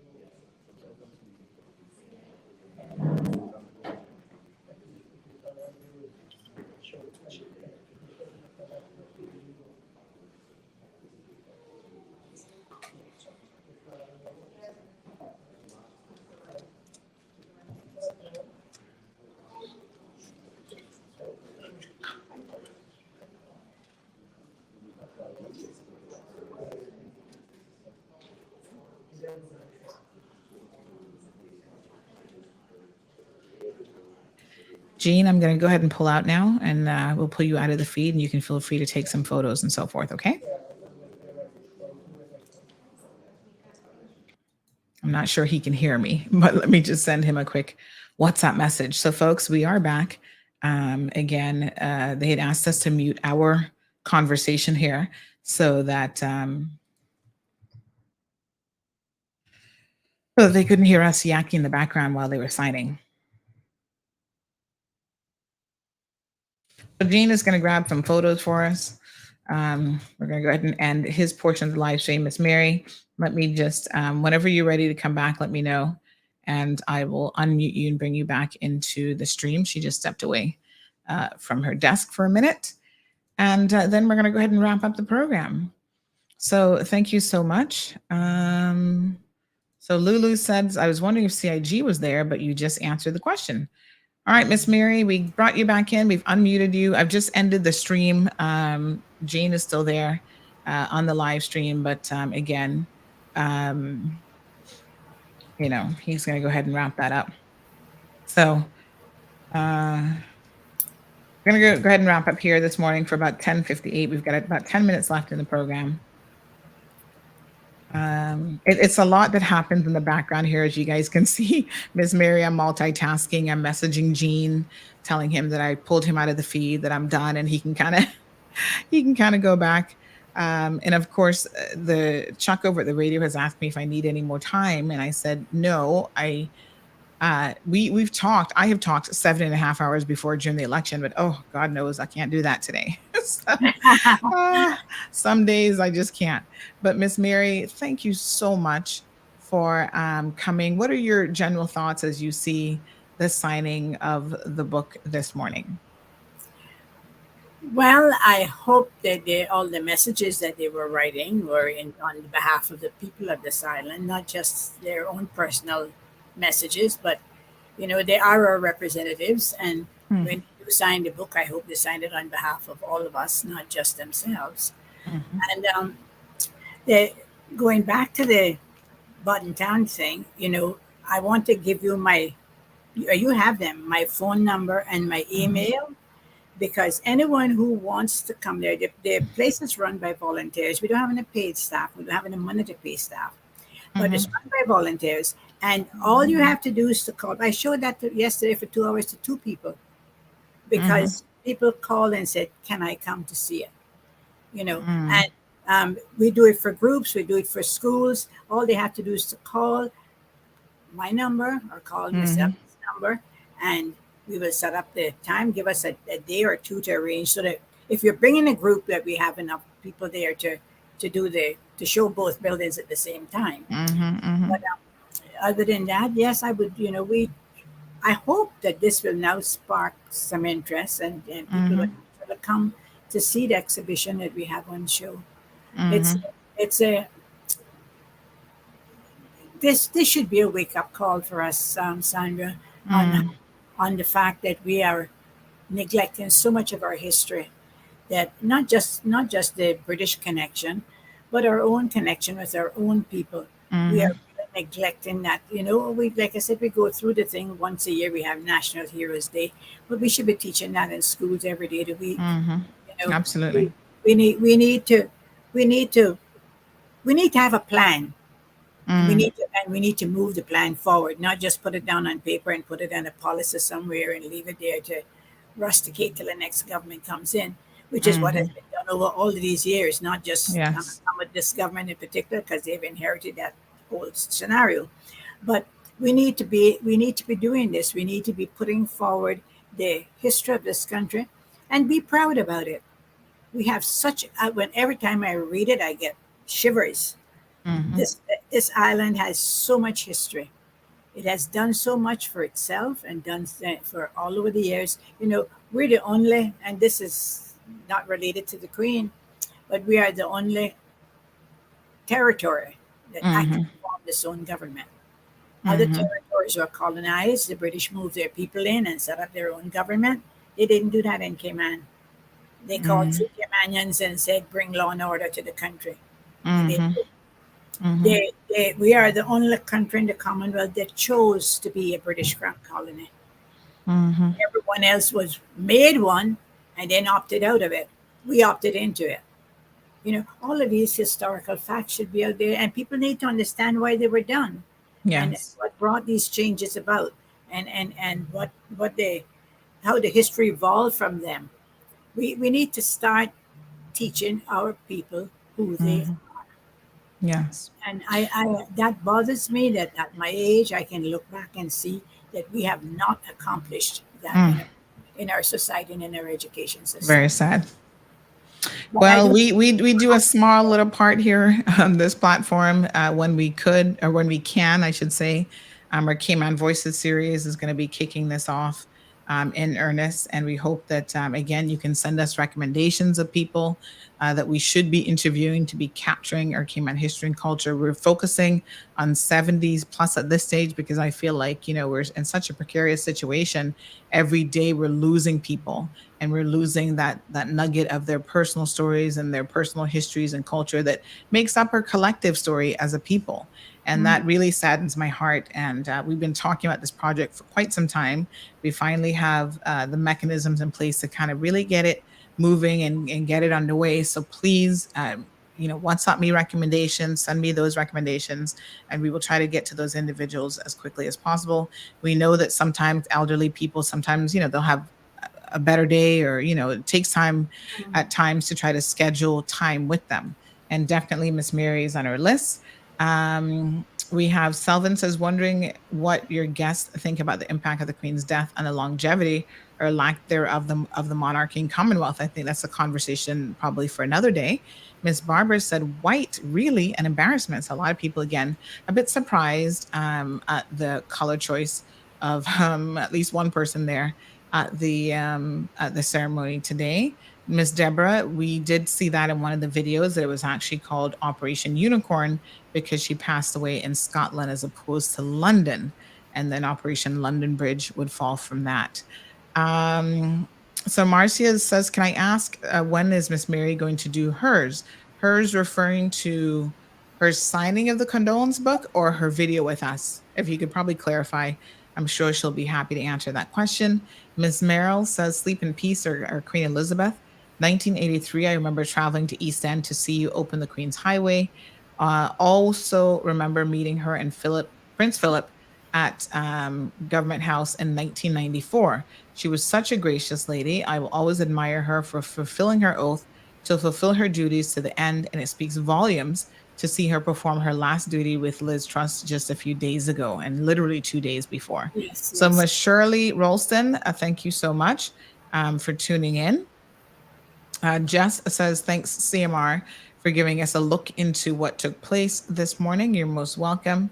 And Lulu says a big thank you to Miss Mary Lawrence as well, the Honorable Mary Lawrence, former Speaker of the House. So, Ms. Mary, we're just going to be wrapping up here. We've got about 3 minutes left in the program. So I really want to thank you so much for joining us on the program today as a commentator.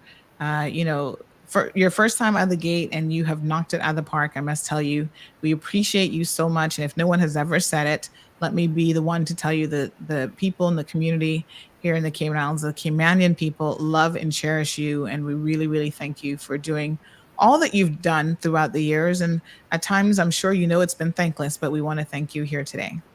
Thank you very much for those kind words. And now my phone number is 924-2406. And my email is lawrence.maryj@gmail.com. You can reach me, and I can assure you, if you want to visit the heritage site in Buddentown, Yes. you will have an opportunity to do so. I will make sure that I am there and my team is there to show you around. Yes. It is well worth the visit, even if I do say so myself. So we will be coming definitely on Saturday. I'll confirm as we get a little bit closer, but yes, we will definitely be there. That's this Saturday. That's like tomorrow. That's tomorrow. Yeah. Yes, tomorrow afternoon. Because you said you had a group coming probably around 1:30.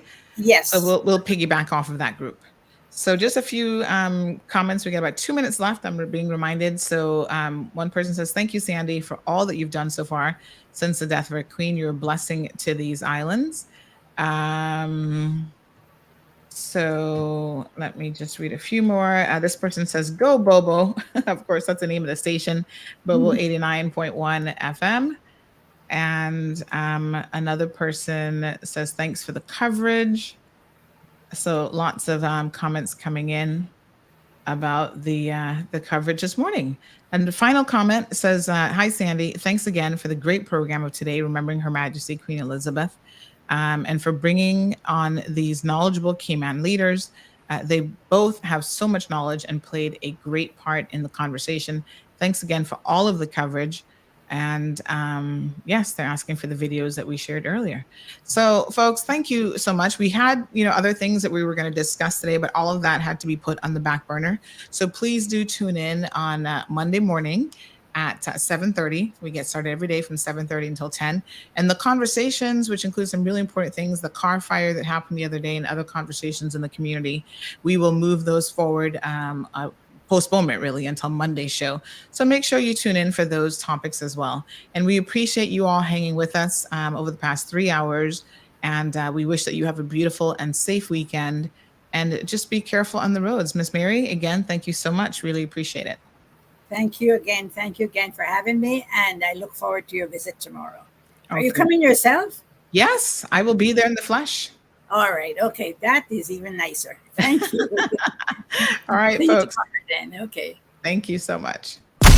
Thank you for tuning in to another episode of The Cold Hard Truth on Bobo 89.1 FM. Cayman's #1 talk show is live weekdays from 7:30 a.m. Never miss an episode again. Watch anytime on CMR's Facebook and YouTube channels for the latest show episodes. Don't forget to follow us online on our social media channels and visit CaymanMarlRoad.com for all the latest news and community happenings.